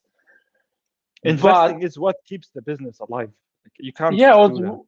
Or what keeps a team like AC Milan, that brings them back to the big stage? You need to put money in the beginning, like everything. You open a new restaurant, you need to put money first to do the publicity and everything. But the problem is about the financial fair play. How much money Man City spent the previous summer? Did they buy any player the previous summer? No. Ruben Diaz, Ferran Torres. Yeah, how much they pay for Ruben Diaz and Ferran Torres? 60 million and 40 million. So they spent 100 million previous year. And this year they're going to spend another 100 million. Yeah, they also spend money on it. Okay. The defender, the center back. No, they're going to spend on Grealish and Kane as well, aren't they? Exactly. Sorry, I just read that Kangoo comments. I don't know. I'll be dead in 100 years, so I don't know why you're asking me that question. Yeah, no, that's crazy, by the way. No, that's what I want to say. That's the revenues Man City, PSG, and all these clubs make are around 600 million. So basically, when they spend 200 million, basically they are spending if I'm not mistaken, That's 35%. 35%. If they spend 200 million, it's 35% of 600 million. So they're spending Isn't that 30? 35% of their revenue. Yeah. Isn't that 30% or 33.3? Yeah, 33.3. Let's say 35% of their revenue. AC Milan has a 220 million revenue. If we spend 60 million, basically we are spending almost 30%, like them. So at the end, they're spending in proportion what we are spending. So that's why the financial fair play doesn't touch them. But I heard Rohit, I think he said on the stream, he said that because they're allowed to spend that money because they're being sponsored by their owners. Yeah, they make that 600 million revenue thanks to the fact that they are sponsored by their owner. Oh. So that's the thing. So that the financial fair play is wrong for the simple fact that you are allowing me to spend 30% or whatever is my salary, for example. But what if I have my dad that is actually giving me 50,000 and I want to buy a house? I'm not allowed to buy because so that's madness. In the real world, it doesn't work like this. Rich people are rich just because their grandparents dies and leave them a villa or stuff like that. So in the real world, it doesn't work like this. So it shouldn't be like this in football as well. It's actually if the owner, the ownership. Sorry. Go ahead. Yeah, I was just about to say it's actually the opposite in the real world. Like governments and the economy wants you to spend money. They want customers to spend money because it's good for the economy. So I just don't understand why UEFA are not doing it. Because if you get clubs to spend more money, it's good for UEFA as well. It's good for everyone. It's good for everyone. I have a question regarding the financial fair play. Like, who's benefiting from that? Is there a single club that's benefiting from these rules? The whole idea of UEFA 10 years ago was to make sure that these big clubs that don't become too big and small clubs become too small, which did the opposite basically, because they help the big clubs to become bigger and the small clubs to become smaller. Exactly. It's not working. It should be reviewed, I think, or maybe cancelled altogether. So all the experts are saying that is bringing the opposite result, not the. So basically, PSG is becoming super rich. Lille, Lyon, Marseille, they're becoming super poor because the financial fair play is not allowing them to grow. Because the rich owner wants to buy Marseille or Lyon and grow that team. They cannot do it because the financial play is going to stop them for the first 10 years. The fun for rich people is to get a result straight away in 2 years, not in 15 years. Exactly, and if you go through all the 5 major leagues, it's only a couple of clubs that have been, winning the title. I know. Maybe the UEFA are trying to make a Leicester City kind of season every year, but it's not happening.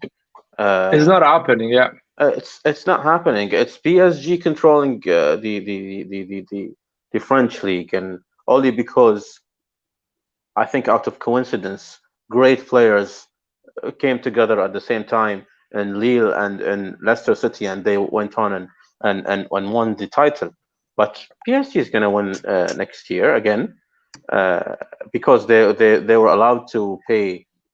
I don't know how much in wages for Sergio Ramos and Wijnaldum and Donnarumma, and they're going to keep going. Now the Lukaku deal, I'd like to see that because Chelsea actually won something, and it makes sense if you win the Champions League, you go ahead and buy 100 million, 150 million player. That's fine, but the same thing applies to Italy. Juventus is monopolizing the league. If we go to the Premier League, which is the most, let's say, entertaining. It's Manchester City that is always in the mix. Liverpool had to invest a lot of money to win the league and the Champions League. So I don't think it's working. Absolutely, and it's completely giving the opposite result. Germany just Bayern Munich and yes, exactly. Borussia Dortmund. got one in 10 years. France, PSG got almost all of them, and Lille once. It happened once, you know. Italy 9 times, Juventus 1 time, Inter, or before was AC Milan, before the financial plague And started. let's compare that to before the FFP. Before there was different teams winning it. There were Exactly. Inter, Juventus, Milan. In Spain was Valencia, Real Madrid, Barcelona, Deportivo La Coruña. There was a lot of teams, and Atletico Madrid as well. Even in Germany, I think Wolfsburg, when Jaco, is it Wolfsburg when Jaco was there? Yeah. Wolfsburg, Borussia Dortmund, Bayern Munich. There was more competition. On the other side, Premier League, there was the opposite, because Man United was winning everything, and Chelsea came and they had Sir Alex Ferguson. I don't mind players, teams winning for footballing reasons rather than financial reasons. Yeah, because there was. I mean, when Lyon went on and won 7 times the French league, it's because they had the likes of Wiltord and Janino and those fantastic players, not because they had the most money. So it should be totally removed, I think, and let people just spend whatever they want. For example, people are saying, enough. It's a bit late here, so good night, everyone. Well, we are gonna close it anyway. We're gonna close it. Let's talk about just a bit in general transfer market, guys, because there's a lot of rumors. Just an update, you guys. What do you think? What's going on? I see Hauge is gone, officially gone. I still don't know if it's an obligation or an option to buy. Can anyone give me the confirmation here? I saw it on Twitter. It says obligation on Twitter. Okay, obligation. So we sold him 12 million. That's a great deal. 12 million. So who's coming? Sabitzer is going for Bayern Munich, I heard. Sorry, how does that count? Is it obligation? It means that we can spend the 12 million like right away and get a right wing? Or what happened? You go with the contract to a bank. You give the contract to a bank. The bank is gonna get the money from the club, and you're gonna get 1,900,000 from the bank in advance. You're not waiting 12 months. You pay the commission to the bank, and you get that money 12 months before. You know what I mean? So the bank gets that debt or that credit, whatever you can call it. So basically, AC Milan has that money. They can go and spend it right away. They don't need to wait 12 months. But on the other side, the club that needs to pay, they can pay 12 months later, so when they have the money. But it's a done deal, basically. So, yeah, 12 million. What are we going to do with that 12 million? That's a lot of money. And probably we have probably it's going to be 20 in total. What are we going to do with that 20? We're going to pay off Everton to get James. It's going to happen, yeah? A number 10 for sure. I saw a video of him on Instagram playing with his kids in the stadium after Everton game. He was so I don't know. Maybe it was his last time with the Everton shirt. Yeah, I think it would be a fantastic piece of business, honestly, if we get James Rodriguez, plays 20, 25 games, gives us a 10-goal contribution. Oh, actually, no, 10 goals and 10 assists, so 20-goal contribution, and another 20 contribution from Diaz, and then Zlatan and Giroud. We need a right wing. I don't think it's okay, guys. Let me say that. What do you think it's more important, a number 10 or right wing or depth for our midfield? Right wing. Yeah, I would say right wing too. We have Diaz at number 10. I'm happy with Diaz, honestly. I really think we need a number 10 as well. I think like the midfield is good. We have 4 players in the midfield: Benasser, Kessie, Pobega, and Tonali. And I really believe Kessie is quite tough. And Krunic, yeah. So the number 10, James Rodriguez is really important because there is games when you're gonna start with James Rodriguez and the game is gonna be 0-0 and you need somebody like Diaz in the last 20 minutes to get in and solve the game. If you're 0-0 and Krunic comes in to solve the game, you're gonna do the same season you did the previous one, maybe worse, because we overachieved. So that's why I need a number 10. The right wing, Selemaker starts. If you get in and you put Leao on the right wing, that is something because Rebic is playing on the left. Or maybe you put Casti, unfortunately. Still, it can be effective because you can find the goal in a different way. Because the number 10 is important, is the heart of the game, man. Yeah, but I have full Part of the confidence in spine. Diaz. Yeah. I have full confidence in Diaz.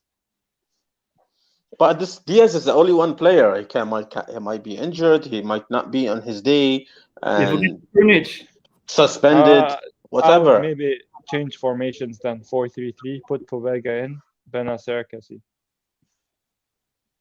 You know, guys, if you saw the press conference for Giroud's presentation, he mentioned something that is very interesting. When he was asked about comparison between him and Ibrahimovic, he said Ibrahimovic is more of a guy who likes the game to be played in front of him, as him coming deep and creating. So I was thinking it's very interesting that he mentioned that this is a player who is in the team there, and he mentioned that. Are they thinking of Ibrahimovic and Giroud playing together, and Ibrahimovic playing as, you know, the deeper kind of playmaker or playing in the whole kind of role? What do you think about that? I don't think they're gonna play together. If they can, it can happen. They can play together. Because he mentioned that, you know. I see it really hard. I see that them playing together in the last 20 minutes, maybe, if we need a goal. Yeah. I think he was explaining. Yeah, go for it. Sorry. Yeah, I think to have both of them on the pitch is too risky because beyond that, you're gonna have, if both something does happen, it could be something simple as a sprained ankle and a muscle, like a muscle fatigue. Then you're gonna have Rebic up front. Then we're gonna have the same problems as last season. So I think we just can't afford to have the same problems as before. And if push comes to shove in the last 10, 20 minutes, we've got other players who can be thrown into the game. Yeah, I can't judge on that yet. I haven't seen it, so I can't judge. Guys, I want to say Nathan or whatever you guys said in America. Lucas is live, man. Have you heard his voice? He's quite a shy kid, so it's quite a big guy on the chat, but he's a shy, quiet kid. So if you want to have your chance, man, and give him a lesson, come in live, man. Anyway, what do you guys think about Maldini? I think he read those comments of being Maldini is in the team because he's the son of Maldini on Twitter. I think we think they don't read comments, but they read this shit, man. Yeah, he was like, you know what? You know, Joseph, I'll show you what Maldini is all about. And he played well today, I think. He made me eat my words today. Since everyone is writing down about that thing that he's in the team because he's the son of Maldini, which it makes sense if you are like 10 years old and you're playing with the youth of AC Milan. Yes, you are the son of Maldini. That's why you are in the team. But at 21, no one is gonna give you 300K just because of the son of Maldini. They're gonna tell you, listen, Paolo, it's a bit too much. It's not good enough. Let's move on. Let's bring another kid from the youth. He's good, man. I think he's good. So what are we gonna do with him? Somebody tells me, please. But Lyot, based on even what Liao said, so for me, he said we all have our own opinions. But Liao himself said, watch out for Maldini. So, I mean, that's from someone who trains with Maldini, sees him on a regular basis, and probably maybe has the next best view other than a coach. Who's evaluating Maldini now? Liao? What do you mean? Sorry. Yeah. His opinion. I mean, come on. Of course he's gonna say that. He's just his friend. No, but out of all the players that he singled out, he did say Maldini. I mean, you got to give him that. Yeah, he said Yeah, actually maybe. I was Yeah. surprised. It was during the time of the before I think it was before the COVID. So we're talking almost 2 years ago. So there was an interview, and the last question was, who is the most skilled player in Milanello?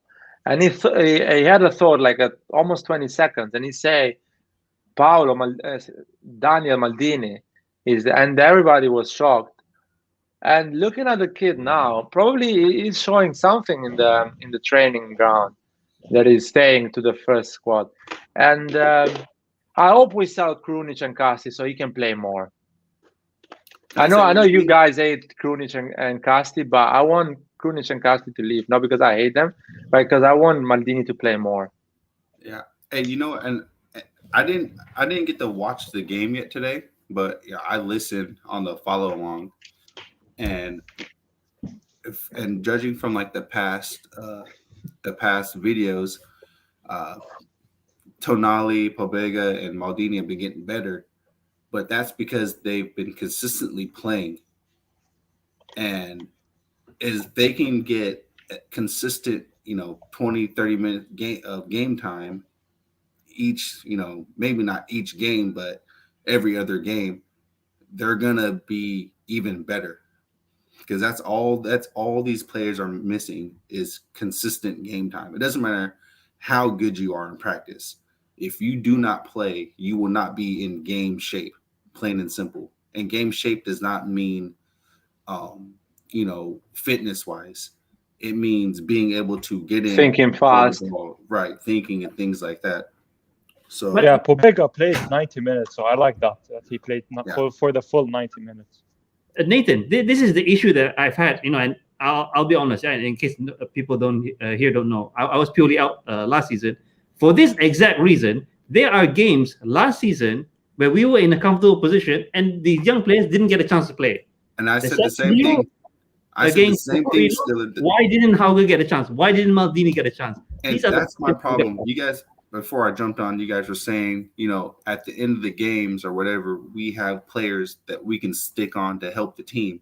Hauge was literally that player who got us goals when we needed goals. And yet we're still keeping Krunic and playing Krunic and Castillejo.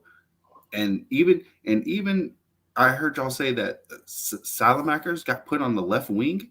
So we can play Salamakers, who has one goal and like 2 assists all year, on the left wing, but we can't play Hauge, who has shown to play as a left wing, cam, and right wing.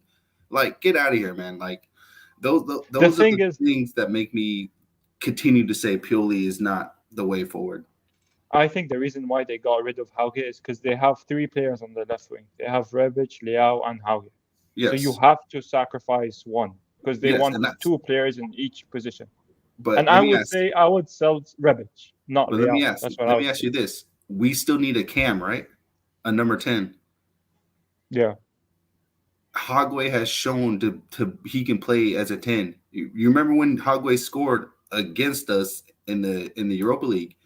He wasn't on the wing. He was in the middle, dribbling past our players, first touch, turn, and shooting and score upper 90s. Hakan and Diaz have not shown to do that in the center of the field yet. No, and Nathan did that against us, and that's with Kessie and Benasser in the middle of that field too. If you put Hauge in the number 10 position, that still doesn't solve the problem, because then you have Hakan, Brahim Diaz, and Hauge playing number 10. No, but I mean for this year. We can't rely on Hauge and Brahim as number 10s for this year. We still need to sign another playmaker. But we can't. We literally can't. Gave Hauge a chance. Every player has played 2 positions, by the way. Hauge has only played 1 position on the left wing. Right, exactly. Why wasn't he given? We put Mite as a number 10.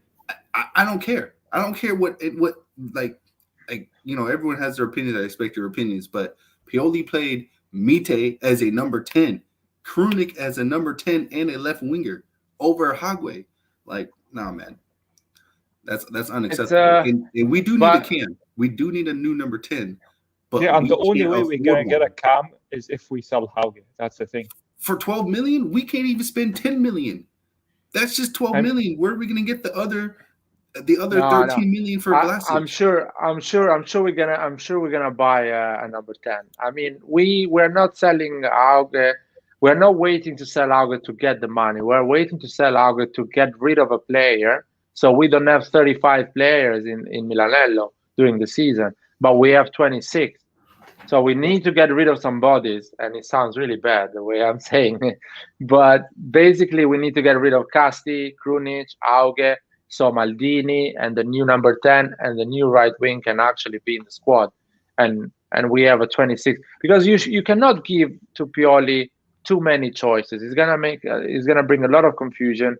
And you cannot keep on the 26 squad, player squad, players that are not playing a lot, because they are going to train bad, they're not going to be happy, and they're going to put a bad vibe on the team.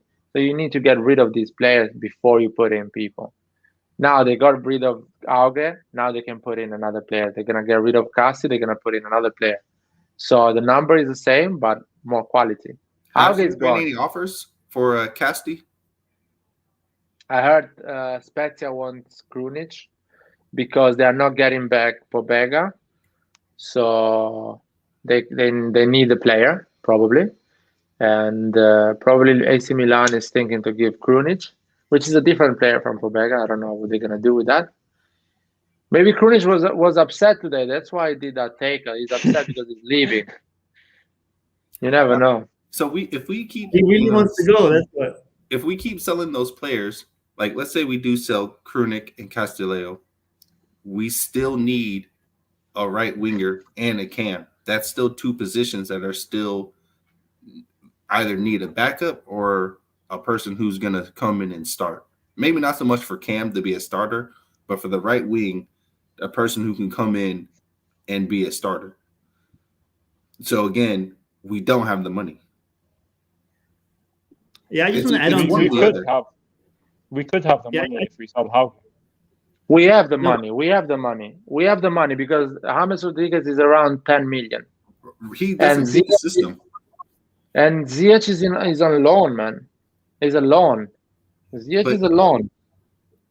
But guys, don't we need to keep some money for the winter mercato? We've always got some money in the winter, by the way. Yeah? I thought that we always needed some funds. Yeah. Yeah. How much we spend this winter? Nothing. Except exactly. Unless so we pay why you need for the money loan. for?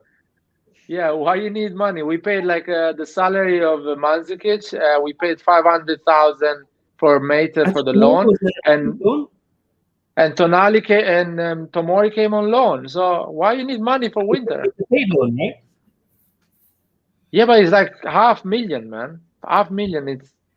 Well, it's AC Milan. You go to any bank in Italy. Can I have 500,000? Yeah, this is it. Take it. Well, it's not like I'm going. If I go to any bank, I get 500,000 with the salary. Imagine an AC Milan as a team going to a bank and asking for 500,000 to loan a player. They'll probably ask from Elliot. Elliot is a bank. Exactly. So I don't think we have the money. And Maldini is relaxed in Ibiza, playing around, chilling on holiday. So let the man relax. He already has done the deal with Chelsea. Chelsea is buying Lukaku, so he needs to get rid of some players. Real Madrid needs to get rid of few players. Everton, James Rodriguez needs to leave because he's not in the plan of Benitez. So it's done, man. We're gonna find those players. We're not sure if they are the right choices, but we're gonna get some players in those positions. But that's the thing. Like, we just can't get players just because of their name. Like, we need to get players that fit the system, even if they're not as well known. Like, Hamas does not fit our system. I'll tell you what. If you buy James and you finish top 4 and you sell 1 million shirts in South America of AC Milan, and 1,000 kids in South America becomes AC Milan fan, you have done a great deal already with James. You already made the money back. You made it top 4, and you have a personality that actually you can market the brand in South America or Central America, Mexico, or even United States. He's a big name in the United States. He has a lot of followers, 46 million followers on Instagram.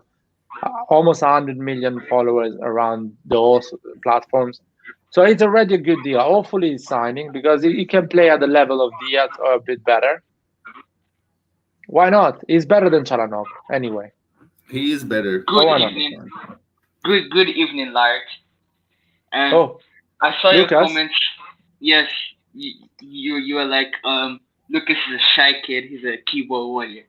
I was in a room with someone that was learning, so I had to keep quiet. I just came into my own room, so I have the freedom to talk. First of all, Nathan, oh my days, bro. This guy, bro. Please explain. Go ahead, Lucas. I've been waiting for this. Hey, don't come with no stupid stuff either. You better make sense. This guy and Hogger. I don't know what they do behind the scenes, but it must be intense. Cause the way this guy supports Hogger, oh my gosh, I've never seen it before. Hogger is well, like wait. It's kind of the way you support Leao. No, because Leao is talented. It's because Leao is talented. Leao has only scored 6 goals each in his first 2 seasons. Hogger is bank average. Leao has not improved. Literally has not improved since his first season. It's bank average, bro. You can clearly see that Hogger is bank average. Leao he only has like one moment of brilliance that raises his price tag. One moment, and after that he does nothing. Bro, yes, Larry, do you need to look at Hogger's goals from Milan? That Celtic game at home, he was trashed the whole first half. He was trashed for most of the second half. He just had two great chances to show his skills. He did that effectively, and then he got praised by fans and all that. Even the game against Sampdoria, he did nothing. He got lucky with that rebound. He did nothing. Yeah, he got destroyed by Candreva. He got destroyed by Candreva against Sampdoria. It's only that goal that what hyped him up. Anyway, Milan let Nathan talk now, man. You're talking. You're light, man. I didn't even finish, man. Look, I didn't finish. I'm halfway. Keep going. I'm halfway. Keep going. Halfway. Oh man, I need to sleep, man, tonight. Nathan keeps talking about Bundesliga talents like Nkuku and Brandt. You saying Nkuku's bad? That just means you don't watch. You don't watch. And all these guys. First of all, I never said he was bad. I said he was a downgrade to Brahim Diaz. Okay, you don't watch. Okay. And Kuku is a downgrade to Brahim Diaz. Brahim Diaz will literally bench Nkuku. But with Vlasic has a chance to bench Brahim Diaz. And that's the difference. That's why I don't want Nkuku in Milan. Okay. And Nathan keeps saying that he was a coach, he outclassed his coach back in high school. That coach is worse than Gianpaolo. College, but okay. That coach deserves to coach in Serie E or Serie D or Serie Z. That coach is terrible. If Nathan is capable of out coaching someone, then that coach deserves to be in jail for misleading his players. Simple as that. Are you done? Yeah. Okay. So number one, Leao has not improved in his first 2 seasons. His second season was the exact same as the first season. Okay, that's 0 improvement for a player that has cost what 6 times, 7 times as much as Hagway. So I expect you to perform 6 times better, and he didn't. Number 2, if we need to, Lara or someone needs to go ahead and bring up the goals that Hagway scored and tell me how many of those goals were cheap garbage goals.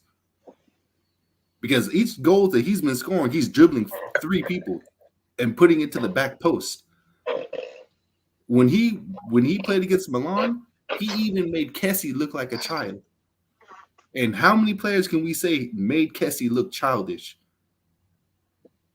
He destroyed us. He was killing us all game. Both games he was killing us. That's a fact. And I'm not sitting here saying that. No, I'm not sitting here saying Hogway should start.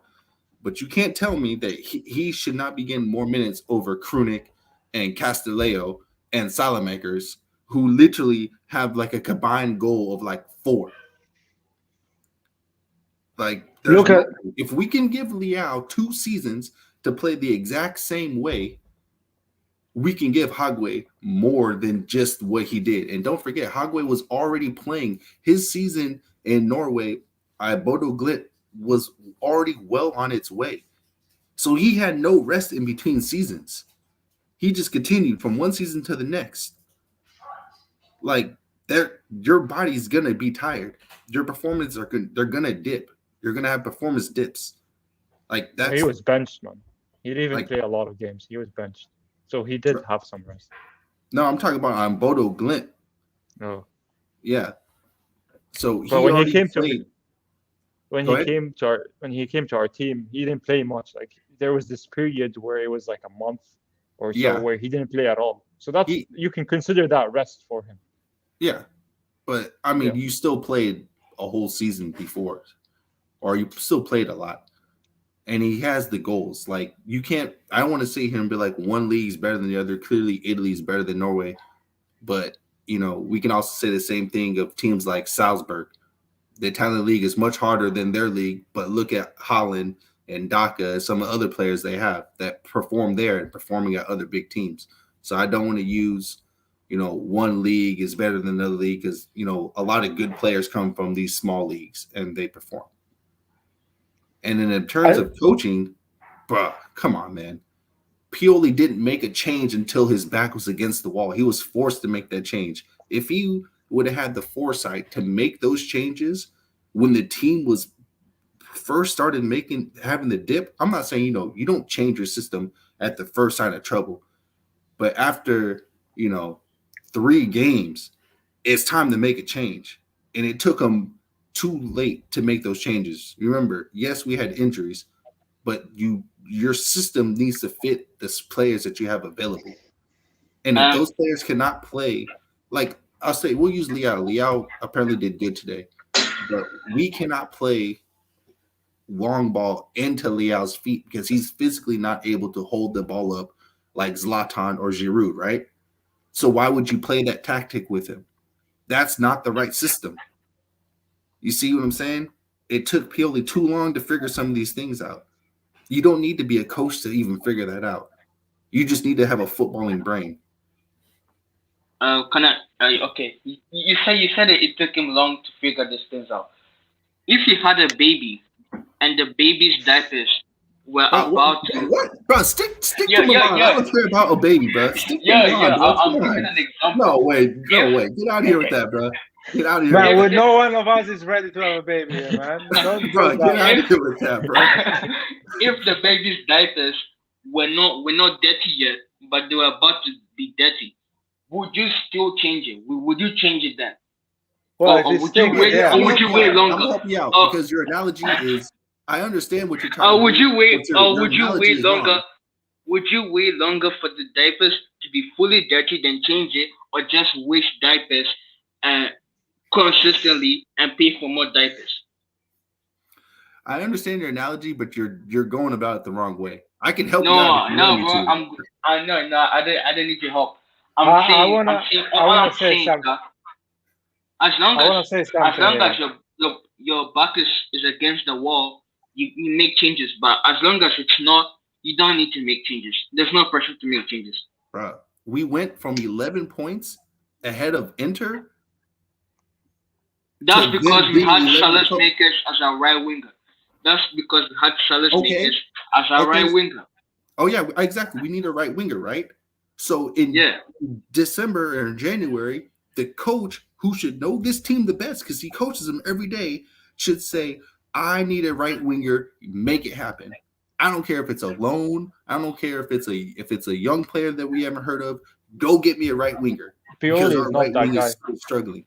Pioli is not that guy. But Instead, we get Mite, so we can play him as a cam, And then we get Mandzukic, who hasn't played in 10 months. When we could easily have gone to Chelsea and said, hey, is Tammy Abraham available for loan? Because he's getting 0 play time. That's what you do. Back then, Tammy Abraham was like second or first choice because Werner wasn't scoring goals and Giroud was too old. Exactly. So Abraham was coming off the bench and scoring goals in the FA Cup. They needed Abraham.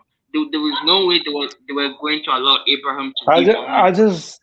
Can I say something? Go ahead, Larry.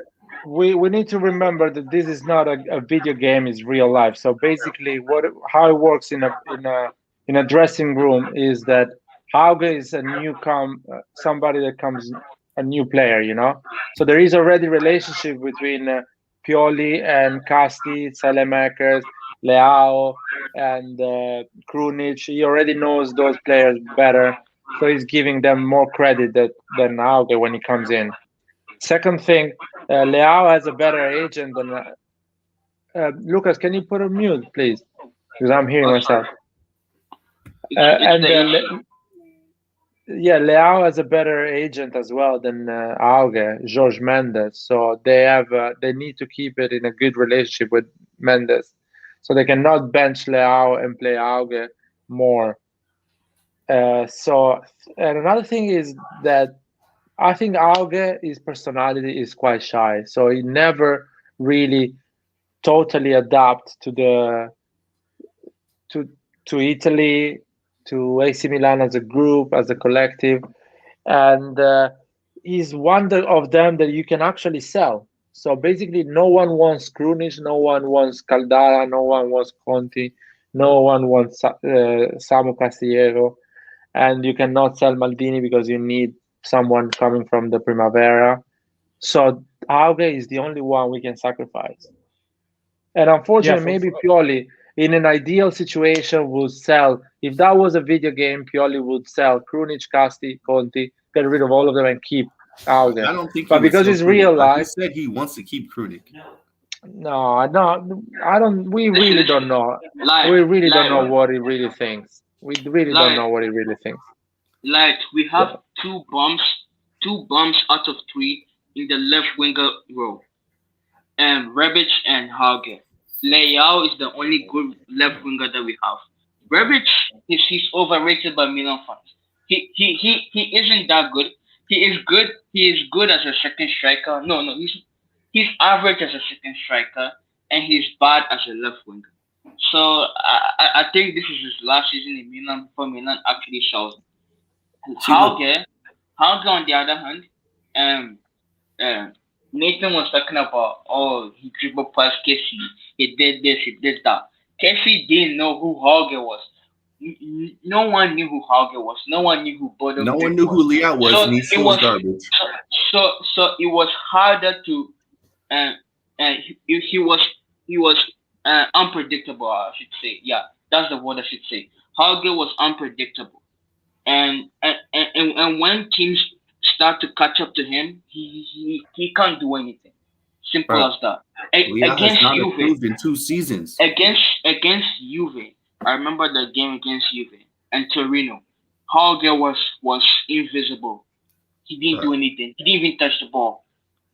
Daniel Maldini had to come on and actually did something. He twisted, I think the licked ankles or something like that. Let's talk about Daniel Maldini, guys. I wanna. Live. Why changing the topic? Well, because Auge is gone, man, and I'm not gonna spend the entire week talking about Auge. I mean, he played like 5 games. Yeah, I'll say this. Hauge is indeed going, so that's fine. I won't even talk about him no more. I'm sorry that your baby daddy left. The last game, we said Leao the last 2 games, we said Leao has been lazy, uninterested, blah, blah, blah, blah, blah. And then this game, he finally performs like how we know he can. And now all of a sudden, it's like all his past has just been erased. I can 100% guarantee you the next game is going to be back to what is Leao doing? Why is he being lazy? Because his mindset is not right. I can guarantee you. I can guarantee it. It's been all the first 2 years. The first 2 years, I've been saying the exact same thing over and over and over again. When Leao gets put in striker, he's lazy. He does not press like how he should press for his age. You put him on the left wing. Oh, not only that, but as a striker, his positioning is horrible. He's horrible. He should be the way as a fast forward. The opposing defense is going to look to get you on offsides traps. As a fast forward, you should be making hook runs so that way you can be on sides and you're going to be. He's faster than everyone in Serie A in the defense. So today he did a hook run, man. Yeah, and he but scored, that's what he should do every time. But I guarantee he's not going to do it. But he's not a finished product. He's learning that. He's in the process of learning. And what I see, he's a support striker. He needs to play in a system with another forward with him. So he can learn that. He can learn that. As a winger, he doesn't track back. I'll tell you something. Lautaro Martinez was. No, Lucas, I'll finish. Lautaro Martinez, before Lukaku came to Inter Milan, he was an average player. He was a 20 years old average striker, not doing the right movement and everything. Lukaku came in, they find the chemistry, and Lautaro Martinez became, in a basically half season, a great striker. So what I'm saying, that Lukaku, Leao has that potential. He can but one day in a half season. But he's gonna get there. We need to give him time. We need to give him some. How can I say it? Some a year of a normal football year, a normal one. Like how? Not the one that COVID starts. Not the one when COVID is around. Yeah, but it's the system there. If we still play a 4-2-3-1, it's not gonna matter. In a single forward system, it's not gonna matter. He's gonna learn. I think Leao is gonna be an insane striker. He hasn't learned in 2 years. Nathan, he's gonna learn. You need to go back and watch the first Inter derby. Yeah, you keep bringing that up. One game, bro. I'm talking about the whole year. It's two games. He played.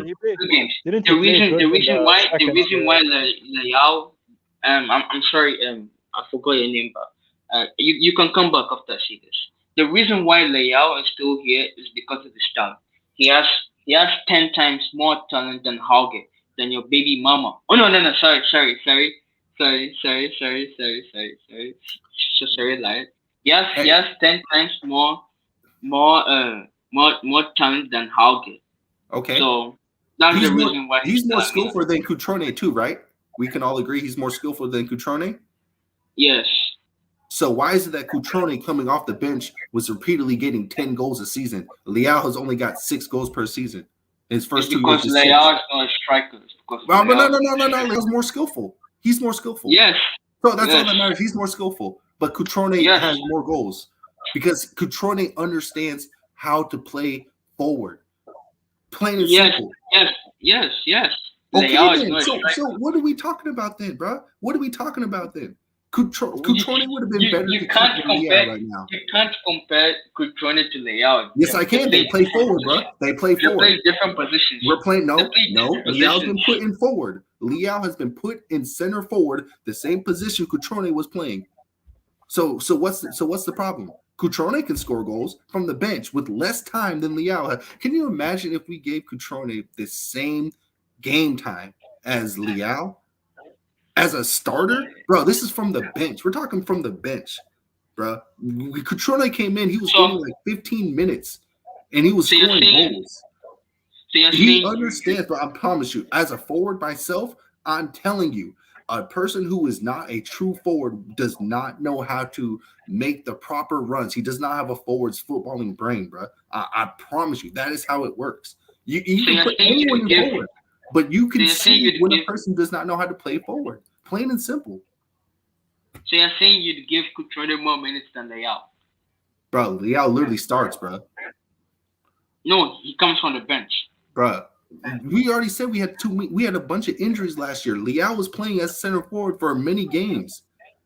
Yes, but can I say something? Can I say something? Leao played as a striker and as a wing the year that AC Milan finished second and managed to get 79 points. So that means that he played in a better better team. Finished, but not only better. He made the team better. He made the team better. No way, man. Yes. Leao did not make the team better. Leao last season was basically our best attacker apart from Ibrahimovic. No, best attacker is a big word. Well, he was a good player. He contributed a lot. He contributed you said that a lot. He's better than Rebic. He is more skillful than Rebic. But what Rebic does, what Rebic has that Leao does not have, is the combination in the link-up play. Look at Benzema. When Benzema was with the Galacticos with Ronaldo, when they were at their best, Benzema was the reason why that Real Madrid even works. Because of his link-up play. Rebic with Teo and Zlatan, that link-up combination is what worked. It doesn't matter. Rebic couldn't even string 2 passes against Nice and against Valencia. Giroud was shouting at him the whole game. Okay. 2 games now. 2 games now. He's been worthless. Giroud has had no service. But we know Rebic sucks in the first half of the season. We know this. Oh my days, superstition. Anyway, we're gonna stop this because that is getting too long, and I need to close this live. I just want to say we have Bayern Munich supporter here. There is and our Manchester United supporter is a bit jealous now because he's not the only one now following the RossonARI that is not AC Milan supporter. Slowly, we're gonna get all the supporters of Europe. But yeah, I mean, Leao, you're gonna see Leao this season. Clearly, is not going anywhere. So, real quick, Maldini, do you think he should be the second number 10 for us? First of all, Lucas needs to turn off the mic, not because I don't want to hear him, but I'm hearing my voice. So I think Maldini needs to be our third left winger and our third number 10. That's what I think about Maldini. And the year after, he's going to be our second left wing. That's my opinion. So because Rebic is going to go, hopefully, or Leao, who is going to play less, is going to go, or maybe both of them if they're not good enough. No, we can't do that because we're getting rid of Hogway. So Leao literally has to stay. No, next season. I'm talking about next summer. Oh. Next summer, Rebic or Leao or both of them, or I'm sure Rebic is going next season, and we're gonna get a better player. I'm sure Kasti, Krunic, those people are gonna go next season as well. So hopefully Maldini is gonna be our second choice for the next season. And maybe when you are a second choice, you can be a first choice, because if you play better, you play, and the other one doesn't play. So that's the whole thing Maldini needs to be, is to be a second choice of someone, and he's gonna get through that squad and become part of the 22, which is the most important thing. And I mean, Maldini has a lot of talent, and I feel like he has a lot of personality, so he's not scared. I feel like he's confident. So the only thing can be luck or bad luck for us is that, let's say, Krunic and Rebic get injured, both of them, for a long period, let's say 3 months. I don't want to wish nothing like this to anyone, but let's say something like this happen. Maldini plays a lot of games, has a lot of game time, and that can help his career to progress and get that space in the team. But Pioli is a manager that if you play well, he's gonna give you a chance. So he didn't see that on Auge. Maybe it's his fault or something like that. But it's done, man. It's finished. So it's finished. So for the right wing, because I know I seen the news with Tete, but I mean he is 22 million. So what are we like? Like, what do you think Milan's plans? Like, what do you think their priority is? Do you think a new 10 is the priority before a right wing, or vice versa? I think. Go. I think the priority is as a right winger. I think Brahim Diaz and Daniel Maldini can easily put up a good performance as in the camp position. But in the right winger, we have Sellers Makers. And Sellers Makers can't even score a goal against Cagliari. Can't make an assist against Cagliari. Can't make a key pass against Cagliari. Can't make any attacking or offensive contributions against Cagliari. Can't even defend against Cagliari. Well, we're not going to play just against Cagliari next season, so maybe he's going to do something else with other teams. So, a right winger is the priority. I think Milan will pay the money for Tete, and for the camp position, they'll probably go cheap with like a James Rodriguez. I'll tell you. They'll go for an oldie. They'll go with a boomer right winger. A boomer camp, so that Daniel Maldini doesn't have to wait for a long time to get in number one spot.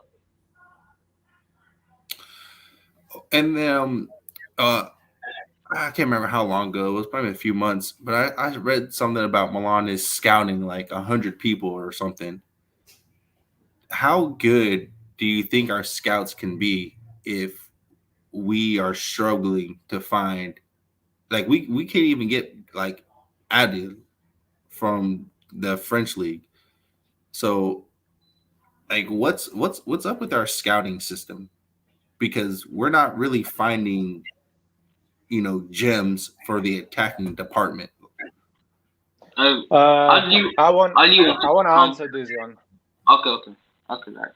And so we have in our list 100 players now, but that doesn't mean that those 100 players, when they go on the hands of Massara, Moncada, or Maldini, they convince these three people. So let's say Kaya George, everyone's saying AC Milan wants him. That's not true. AC Milan wants him for a certain amount of money. If he's asking for more than that money, it's not good enough. If I have to pay someone $1.5 million a year salary, I already have another player that I can pay for that. I'm not going to Kaya George. I'm going to Kaya George because I don't want to pay that salary. So as simple as that. If we are not closing those deals, it's because there is part of that deal is not interesting for us. So the talent is not worth it for us to spend that money or that time. Or even if sometimes the talent is not interested, is playing games with his agent, and you are like, okay, we're not interested in that. So don't read a lot on these 100 people when Milan is following. And when we say 100 million, we bought a lot of players for the Primavera as well. So those people maybe are for the Primavera. So we are building a good Primavera that hopefully in 5 years going to bring great players to the first squad, and we don't need to buy a lot of other players and save a lot of money, and maybe sell one of those players for 100 million in 1 day. 5 years, that's a long time, but we need Milan to stay in the Champions League now. Like, we need those. We need players now, and the players we have are apparently too expensive. No, the problem is, I always say that, and I'm gonna repeat it. AC Milan has the money. AC Milan doesn't have money to throw away. When you buy Vlasic or a Tete or any other name, you are potentially buying the next Messi or the next Çalhanoğlu at that moment. So you don't really know. You can be the next Çalhanoğlu or the next Messi. But that's why. Like, our scouts should be dedicated to that. No. The scout is never going to know how the player is going to react to the lifestyle of Milan and all the clubs there is during the night. Well, it's impossible for any player, for any scout to know that. but the scouts should have a good idea of no, but this that's guy why should be we able to buy. perform. That's why we loan with the option to buy. Because we loan, we see he's adapting to the Serie A, he's adapting to Milan, to the environment, and we buy. We bought Tomori in a week after we realized he was good for the Serie A. Straight away, we paid the 30 million. We didn't even think. So that's the thing. AC Milan has the money to buy. They don't want to get in a situation to get another Conti, another Çalhanoğlu, another Caldara. They want a sure deal. And a sure deal is loan with option to buy. So if Chelsea is giving me Ziyech a loan with option to buy, and CSKA Moscow is giving me Vlasic just to buy, I'm never going to do that mistake. Even if Vlasic is really good, I'm always going to go for Ziyech. Loan with option to buy. Because if Ziyech doesn't play well, I'll send it back to Chelsea. If he plays well, I'll pay the money and I have a finished product. But Ziyech, at least he offers certain guarantees because, you know, he came from Ajax, and despite not playing as much at Chelsea, he was good at Chelsea. The games I did watch, he did play good. So compared to Vlasic, the one thing that's against him is that he does not have big, I won't say big game experience because there are big games in Russia, but he doesn't have big team experience. I'm sorry, like I just wanted to say something about Roy. And he says in the chat that Salah work rate is amazing and never loses the ball because Salah's makers is a right winger, right? And you were a football coach. I didn't expect you to tell me that a right winger is meant to be your secondary right back. And earlier in the stream, you are talking about how the 4-4-2 is similar to is different from the 4-4-1-1. And I just wanted to say that you should quit coaching, Roy. You should quit coaching. It's not for you, Roy. Please, I'm begging you, Roy. You should probably stop talking about football because it's definitely not for you. You're right. You're right. How can you say a 4-4-2 is different from a 4-4-1-1? I'm confused. Well, it is different because the two forwards play at a different tandem compared to. Oh my days. No, it is. I told you, bro. I'm a forward. That bottom striker plays more as a cam. They're not going to be switching and moving with that second forward compared to a normal 4-4-2. That's how that is. It is different. Now, in terms of Salamakers, thank you, Nathan. Thank you. In terms of Salamakers, but he is a hard worker. We've never doubted how hard he works. But hard work at the end of the day, if you don't have end product, you're useless. So I would prefer someone like let's say we were to get Tete, I guarantee you it would take him about 1 to 2 games, and we will never see Salamakers again unless we're trying to close out a game. And that's when we need someone who works hard in that game because his high energy and work rate will allow us to stay in. But I have a question for both of you. How many times did you guys get fired? Like, be honest. How many times? As a coach? Yeah. I've only been promoted, never been fired. Okay. I believe you, right? I believe you. Why would I lie? Yeah. Why would Roy lie? There's no reason for Roy to lie. Guys, I have a PhD in this subject, guys. PhD. Yeah, I believe you, Roy. Lucas, like, do you because with the way I deal with football, I'm not just like a fan of Milan or anything like that. Like, I really look into everything. And when it comes to like formations and tactics and stuff, I actually study that stuff. How much do you actually look at how a formation actually functions? Literally, seriously, like how much do you actually look like what formation would be better against a 4-2-3-1? What formation would be better against a 4-3-3? Like, do you actually look into that? Yes, I look into that. So how can you not know the difference between a 4-4-1-1 and a 4-4-2? There's no difference. Guys, Nathan is on fire. Nathan is on fire.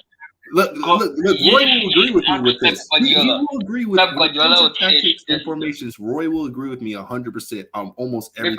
Because Roy is a less than average coach. Oh, but look, let me say this though. Let me say this. I think that Pioli is an average coach, but he still knows more than us, right? Because he coaches. So if Roy, no, listen. If you call Roy an average coach, he still knows more than you. He still knows more than you because he actually coaches and you don't. You see what I'm saying? I know. I coach. Well, Lucas, football manager is not coaching. 1, 2.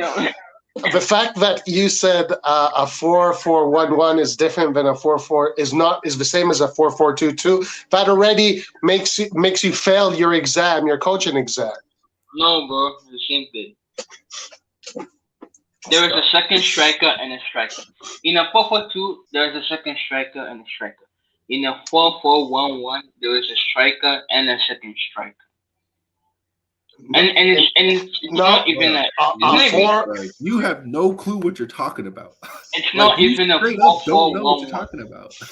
It's a 4-4-1. Like I can't, guys. Can you hear Laird? Like, can you guys hear Laird?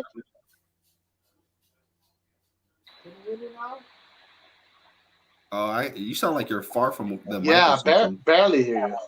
Okay, Lucas, even Kangu disagree with you. Guys, Lucas clearly lost this debate by far. How many trophies does Kangu's club have in the last 4 years? 0. So how does he know anything about football?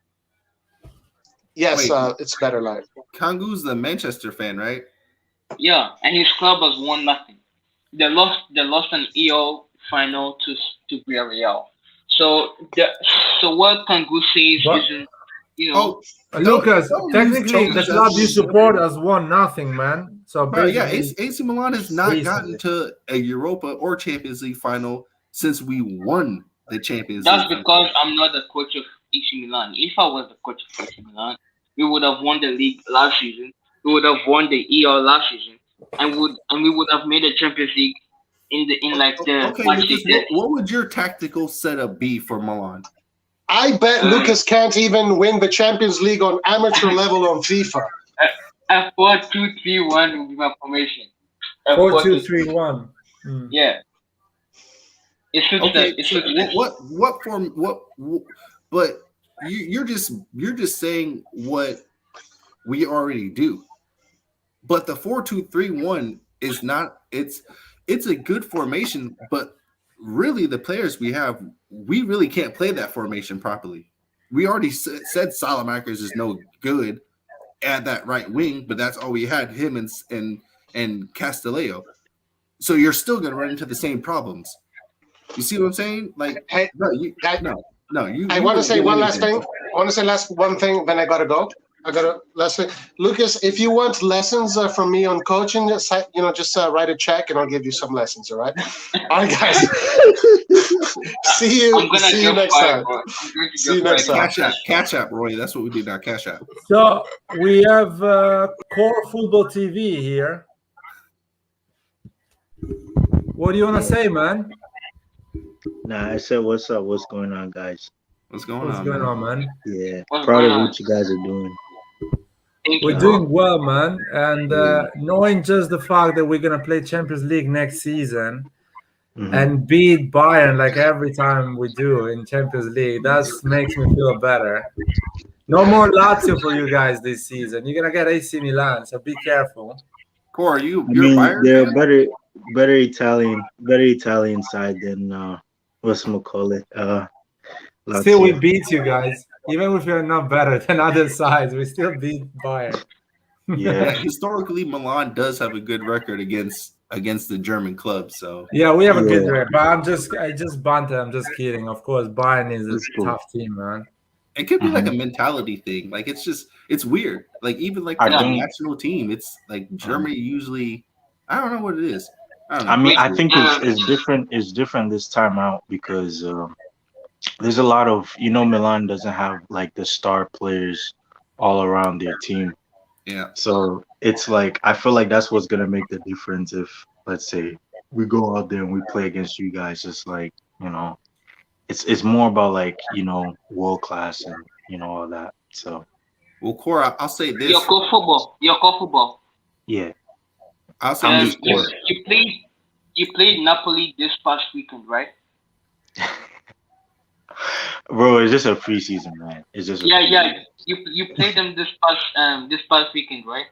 Yeah, I did. Yeah. Please, what was the scoreline? No. Oh, Lucas, come on. Lucas, Lucas, are you kidding me? Are you kidding me, man? I forgot the scoreline. Please tell us. Please remind us the scoreline. I forgot. No, you're joking. The guy alone, it was young players, yo. It was guys who were 17, 16. Like, come on, man. Okay. Like, you gotta give us. But you had your first team in the first half. Yeah, but it's a new coach too, Lucas. It's a new coach and a new coaching style. And a new coach for Napoli too. And Insigne wasn't there. Di Lorenzo wasn't there. Meret wasn't there. Yeah. But I mean, the first half we played better than Napoli. Did you see that?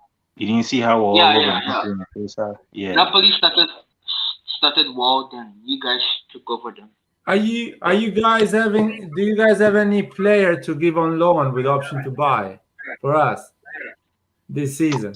Well, Bayern starters, they're not giving any of them. I mean, the only player that really looks like we're gonna sell is Coman.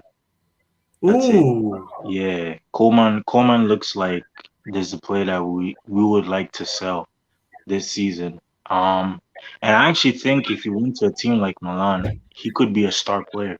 No, he would be a star. He would be a star, man. He would start. He would start over Salamakers. But why Coman though? Because I felt like Coman did better than Leroy Sané. His contract expires, Nathan. So the thing about it is, like, for me, I don't like Coman because, like, there's so many, like, in world football, right? There's so many wingers that can do what he does. Wow. Especially with like assisting, crossing, like there's so many wingers who could do that, you see. But if you look at it, like, bro, like Sane on the left wing area, like he's dynamic, he can score, like, and he's a better finisher than Coman.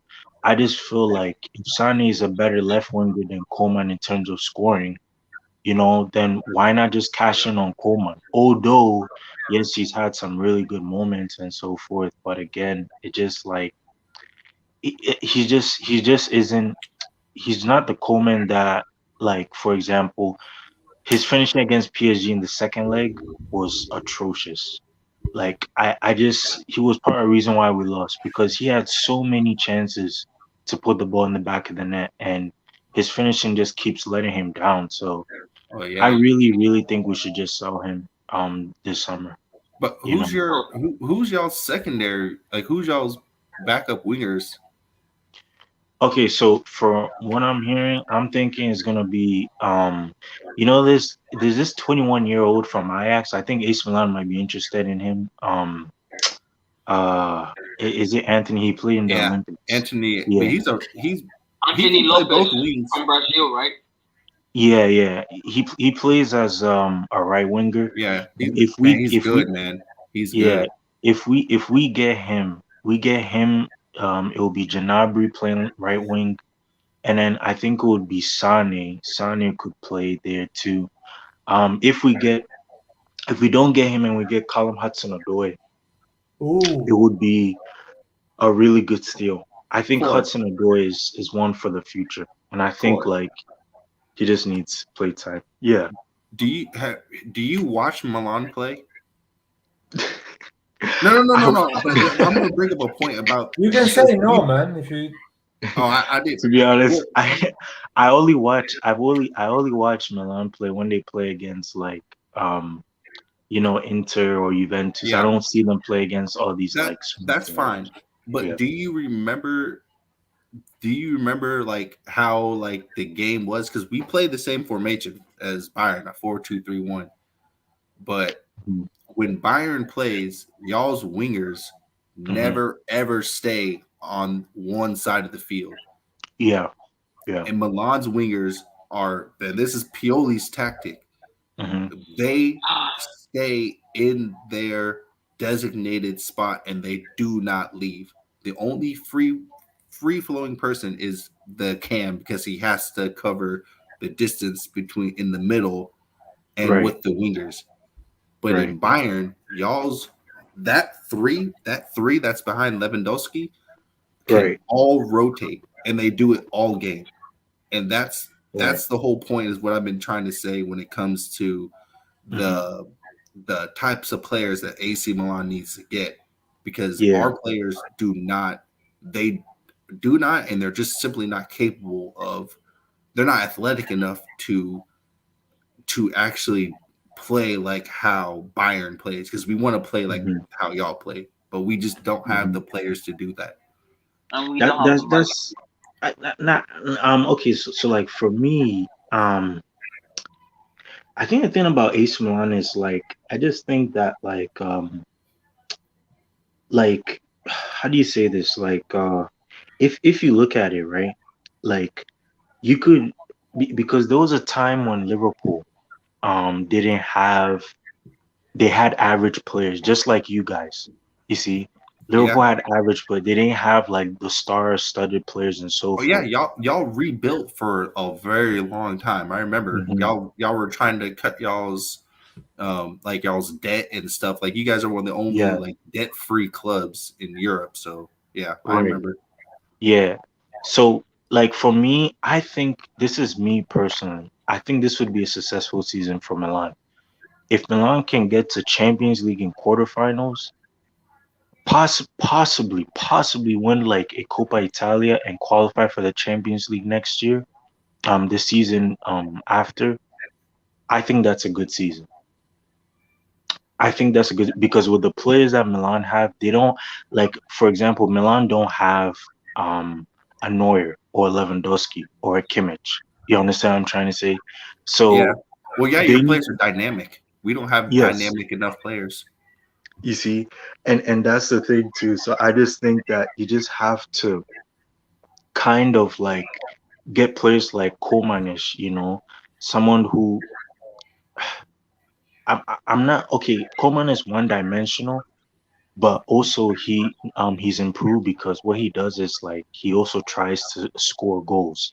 He doesn't only cross the ball, you see. So maybe he might be good for that, for them AC Milan. You never know. Yeah. We have a new person here. His mic is muted, so he needs to unmute his mic. Yeah, unmute your mic, man, and tell us something, whatever you want to say. Oh yeah, there you go. Hello, but I will just say that you say Liverpool, they improved, but they improved with a quality manager. Yeah. You are lagging, bro. I didn't hear it. Yeah. But we in Milan, we don't have a quality manager. We are Pioli. Okay, Pioli. I agree. Guys, do you hear me? I don't want to go in that direction, because no big manager or good manager is gonna get AC Milan with the players we have at the moment, with the situation we have. We loan players and we buy them. I think you guys are being a bit too harsh on exactly.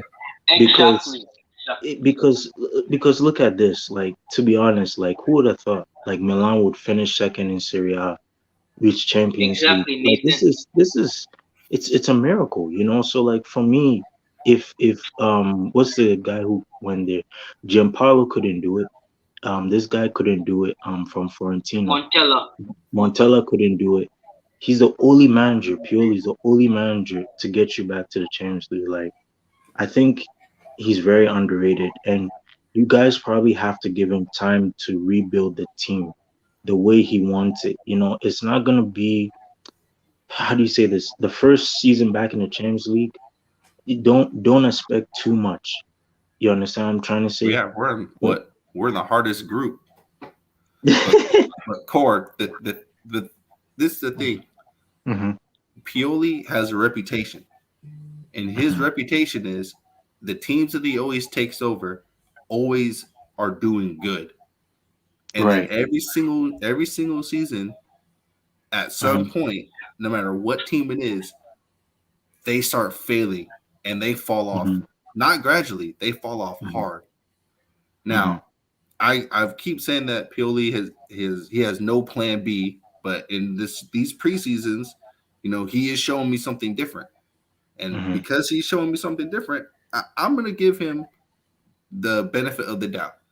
I'm going to, and I did the same thing. I did the same thing last year, but teams found him out, and we just started going downhill. But he is doing different things in preseason, and he needs to continue to try new ideas, because the lack of ideas is what was killing us in the second half of the season. Yeah, we got to the Champions League, but let's not pretend like we got into the Champions League by like 6 or 7 points. We scraped in by the skin of our teeth. Like, let's be honest about how that happened. Yeah, but let me it's a tell good you result, but let's understand the context of how it happened. Okay, so let me tell you something. What do you think about this? Do you guys think you should go all in for Serie A or go all in for Champions League this season? Which one would you pick? It has to be a combination. It has to be a combination, man. In the Champions League, Milan is like, when you say the Champions League, you think of AC Milan. And we got to have good showing. Like, we have to. I would say to make it simple, if you're playing a quarterfinal of a Champions League Wednesday, you should rest your best players on Sunday.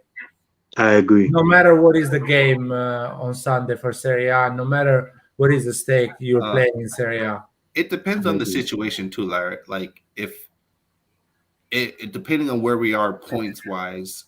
Even if we are fighting for the Serie A, we should put the best team Wednesday, not Sunday. But I don't want to jump the gun and say, fighting for like the championship, like to win Serie A, but to maintain our top 4 status, that's what the most important thing right now. So it's circumstantial depending on where we're at in the table, and if we have the luxury of doing something like that. Football, I have a question for you. For Bayern.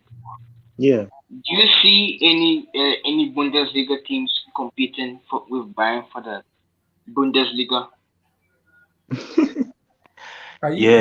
Yeah. In fact, Leipzig is gonna give Bayern Munich trouble all year. If you've been following Leipzig and you have seen the players they've gotten and how they played last year, Leipzig is going to give them trouble. Okay, you can laugh. That's fine. That's fine. You'll see. Oh, you will see. Like everyone says this every single summer. Leipzig is going to challenge for the Bundesliga, but they never do. Yeah, but you see the players they have right now. I remember an interview where they asked Jesse March where Leipzig what Leipzig wants to do this season, and he said he wants them to just reach top 4, not challenging for the Bundesliga, just finish top 4. So Jesse March. Yeah, he said that. There was an article where they asked Bundesliga managers about the winners of the Bundesliga. Oh yeah. And most of them said Bayern Munich, even Borussia Dortmund. I'm not saying Bayern's not going to win. I'm saying Leipzig's going to get in trouble. And there's not Leipzig's going to gonna be give any them trouble. competition. That's what I'm saying. There's not going to be any competition. Okay, man. But let me tell you You're something. gonna see how good Leipzig is. You're gonna see. Hey, watch. Okay, y'all are laughing, but No, I'm not laughing. No, I'm not laughing. I'm not laughing. Like I know Wait. every team Nathan. is hard. yeah. Nathan, is Nkuku your son? I'm not talking about Nkuku. They got No, I'm just asking a simple question. Do you Yes or know no? the players that they Yes or have no? acquired? Is Nkuku your son? Is your yes Do or no? you know the players that they acquired? Is Nkuku your son? Yes or no? Yeah, I wish he was, because I'd be living in a nice lifestyle. But do you know the players that they have gotten? Like, Andre Silva. Is that the only player you know? Because Simakan. that news came on the Milan Simakan. news website. Simakan. A big downgrade to Konate and the other guy that went to Bayern. We're gonna talk about this on our Leipzig channel, guys. I'm gonna open one so we can talk about it. But oh shoot! So we get sponsored by Red Bull and we can stay awake all night, right? And talk about Leipzig. But let's close this live with one question with our Bayern Munich fan. First of all, are you based in Germany or Europe in general? Whatever. Where are you? Yeah, I'm from US. Also, you live in US, yeah? Yeah, Maryland. Okay. Why are you supporting Bayern? I'm just curious. So the reason why I'm supporting Bayern, and I'm gonna say this, is because I like the club. I like how it's not just a one-man team. I think that's the main thing. It's not a one-man team. It's just like it's a club where you can see like they're hungry to win. They always want to win something. So every season, the grind doesn't stop. Like it keeps going. So yeah. And because of Alfonso Davies too. Yeah. Yeah, I mean, I could say actually I like Bayern too, mainly because of Muller. I'm a huge Muller fanboy. Yeah. Yeah, makes sense. Yeah. How much you guys are gonna sell Coman? What is the price tag? Okay, so for me, I want something like 80 or 90. This is my personal opinion. Yeah, I think he's worth that. He won't be cheap, man. Coleman will not be anything under 60 million for sure. Yeah. Like at least 60 million. Isn't his contract expiring? Was it? Isn't his contract expiring? Yeah, his contract's expiring. You're never gonna get that money next summer, right? But the thing is, we don't need him anymore because, like, the thing is, like Callum Hudson-Odoi would be an amazing replacement for Koeman. You see, so if we sell Koeman to Chelsea or AC Milan or wherever it is, like, I'm fine. Like, I really think that he's no more. He's not the Koeman that we saw in 2019, 2020. You see, that's the Koeman that I miss. The one that was in form, he was consistent, Is he injury prone? He's very injury prone. He's very injury prone. Like he got injured against Napoli. Exactly, bruise ribs. Milan doesn't need a player like that. We need a player that's going to stay with us. Lobotka pushed them, and he immediately went to the nursery. No, I don't think you're gonna sell him for more than 30 million. If his contract expiring in a year, you're gonna get maybe 30 million. No, he will not go for 30 million. He's gonna go for 30 million. No one is gonna pay. But his contract is expiring, so there's no way he's going to go. No way no one is gonna pay a full price for him. He's gonna pay half price. So let's say his value is 70 million. He's gonna get 30 million. So what about the thing is, Bayern's not in a position where money is a problem. So they don't care. They don't care that his contract is expiring and that like realistically, you're right, Larry. It should be like 35 million, 30 million. Lucas, like you're right. But Bayern is not in a position where they're just desperate for that money. So they Then don't he's care. going for free. Then he's going for Well, he's free. gonna go for free, And the basically. thing is, this Too summer many teams want him. He's not leaving for free. Too many teams want him. we're more interested in getting a right back and a central midfielder. That's what we're more interested in. Sabitzer, it looks likely. It looks like we're gonna move for him. The right back, though, I don't know, and that's what I was gonna ask you guys is do you guys have any good right backs out there? I would take Theo. I would take Theo Hernandez in a heartbeat, to be honest, because I think he's an upgrade on Pavard. To be honest, No, he's a left. Hernandez is a left back. Yeah, he's a left back. Oh shit, Yeah. I think he's right. No, back. we have good right backs. We're just not going to sell them. Yeah. Napoli has a right back, Di Lorenzo. Yeah, I would want him. I'd want him. I think he's an upgrade on Pavard. Pavard is not good attacking wise. That's why I don't like him. I think he's good defensively, but when it comes to attack, like he just doesn't give you anything. And Roma also has Florenzi. Yeah, Florenzi is Spinazzola can play left and right if you wait a year. no, he's in PSG. I think he's in PSG has Florenzi. No. He was just there on loan with option to buy, and PSG didn't. Oh. activate him. Yeah, and Roma are looking to sell him for 9 million. Yeah, Wow. but You would think Mourinho would keep him because Mourinho needs him for his project. Yeah. Roma have like some guy called Ryan Reynolds and the guy with tattoos. Forgot his name. Who Kaya Sorb? Yeah, Karsdorp. Oh yeah. Dang. There really aren't any, like when you really look at like right backs, man. But there's Lamptey. That's really Lamptey from. No, I don't want him. I don't want Colin Chambers, yo. I'm sorry. You can get Alexander Arnold. But Liverpool probably not gonna sell him. Actually, that makes sense. What about Lamptey?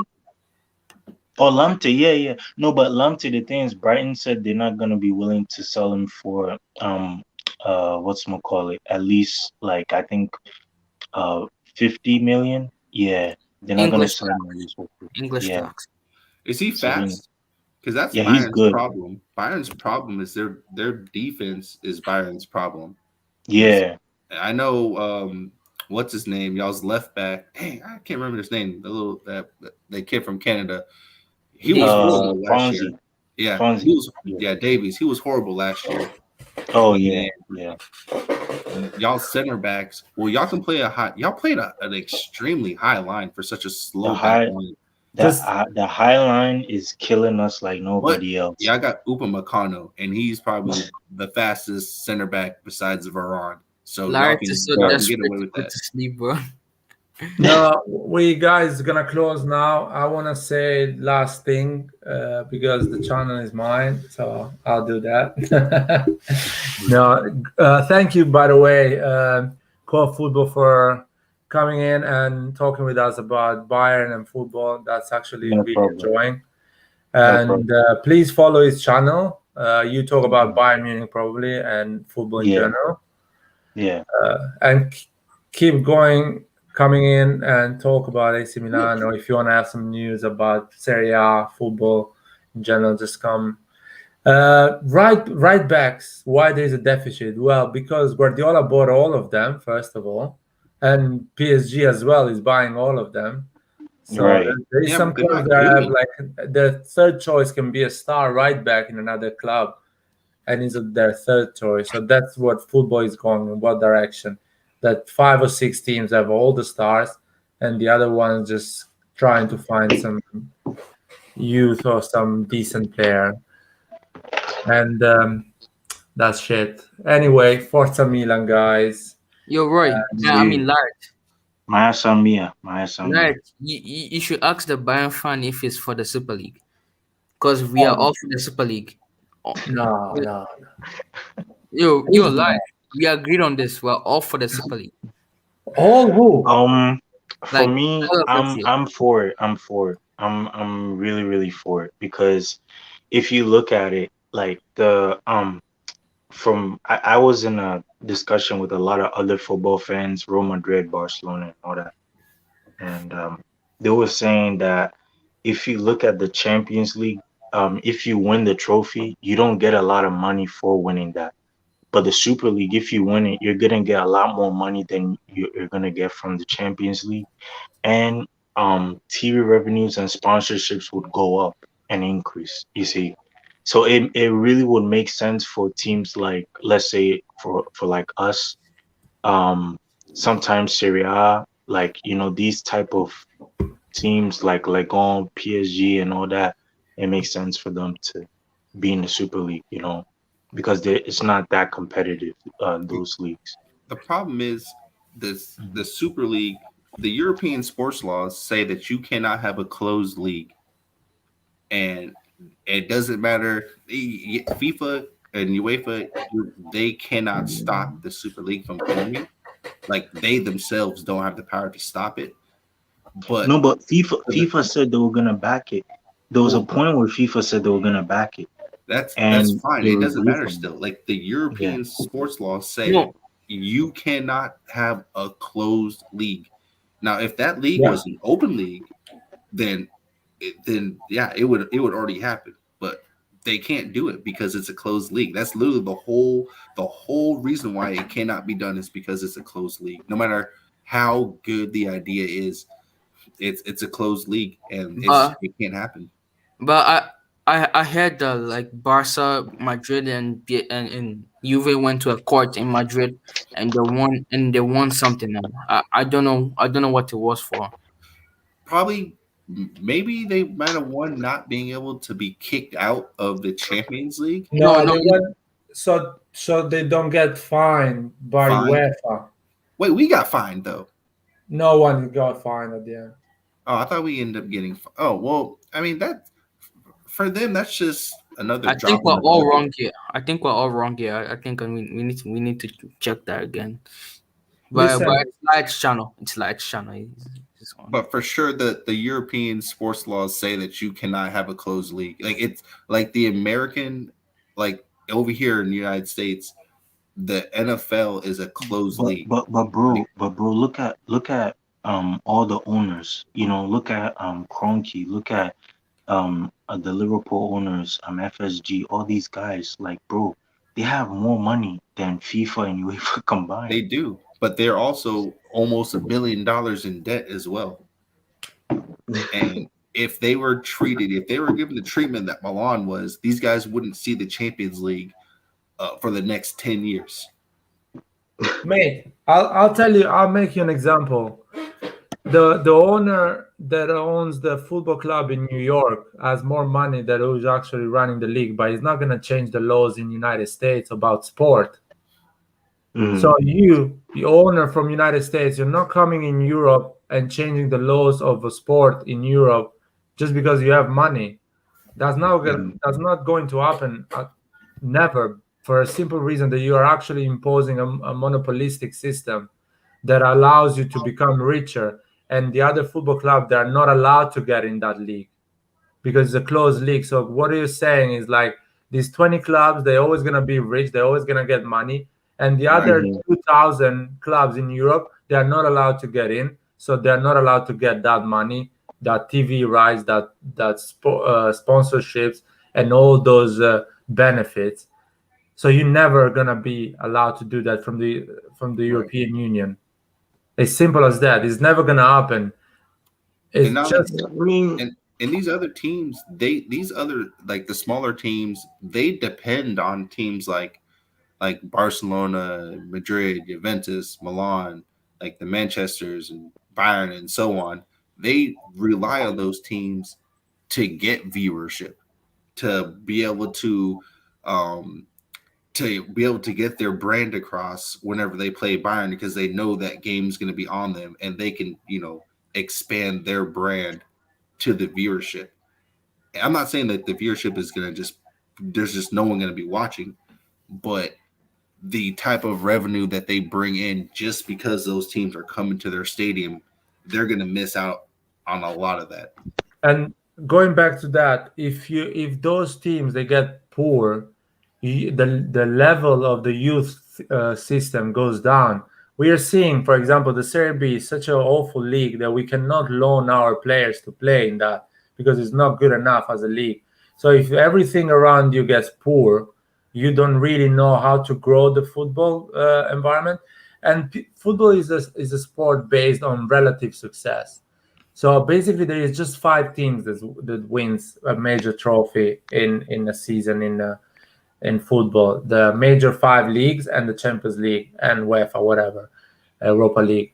The other ones, they don't really win, but they get a lot of relative success, promotion, not getting relegated, going on top 4, just winning 2 derbies, or just winning against a big team. And there is another thing. Is lovely to see Juventus lose against Benevento and you win in the league because Juventus lose points there. With the Super League, you lose that excitement. You lose that surprise. You lose that. No, I agree. The underdog beating the big guys. So you lose the essence of football, because that's why football is so popular around the world, because you actually can beat PSG. You can actually beat them in a single game and go through the Champions League. And I'm not sure how it works, but the Super League will be an entirely different entity in itself, and I'm almost positive 2 teams cannot play in 2 separate organizations at the same time, and it's either one or the other, and it just that again just it wouldn't work in terms of that. Anyway, good night, guys. Forza Milan, and see you for Real Madrid, AC Milan. Nice on me.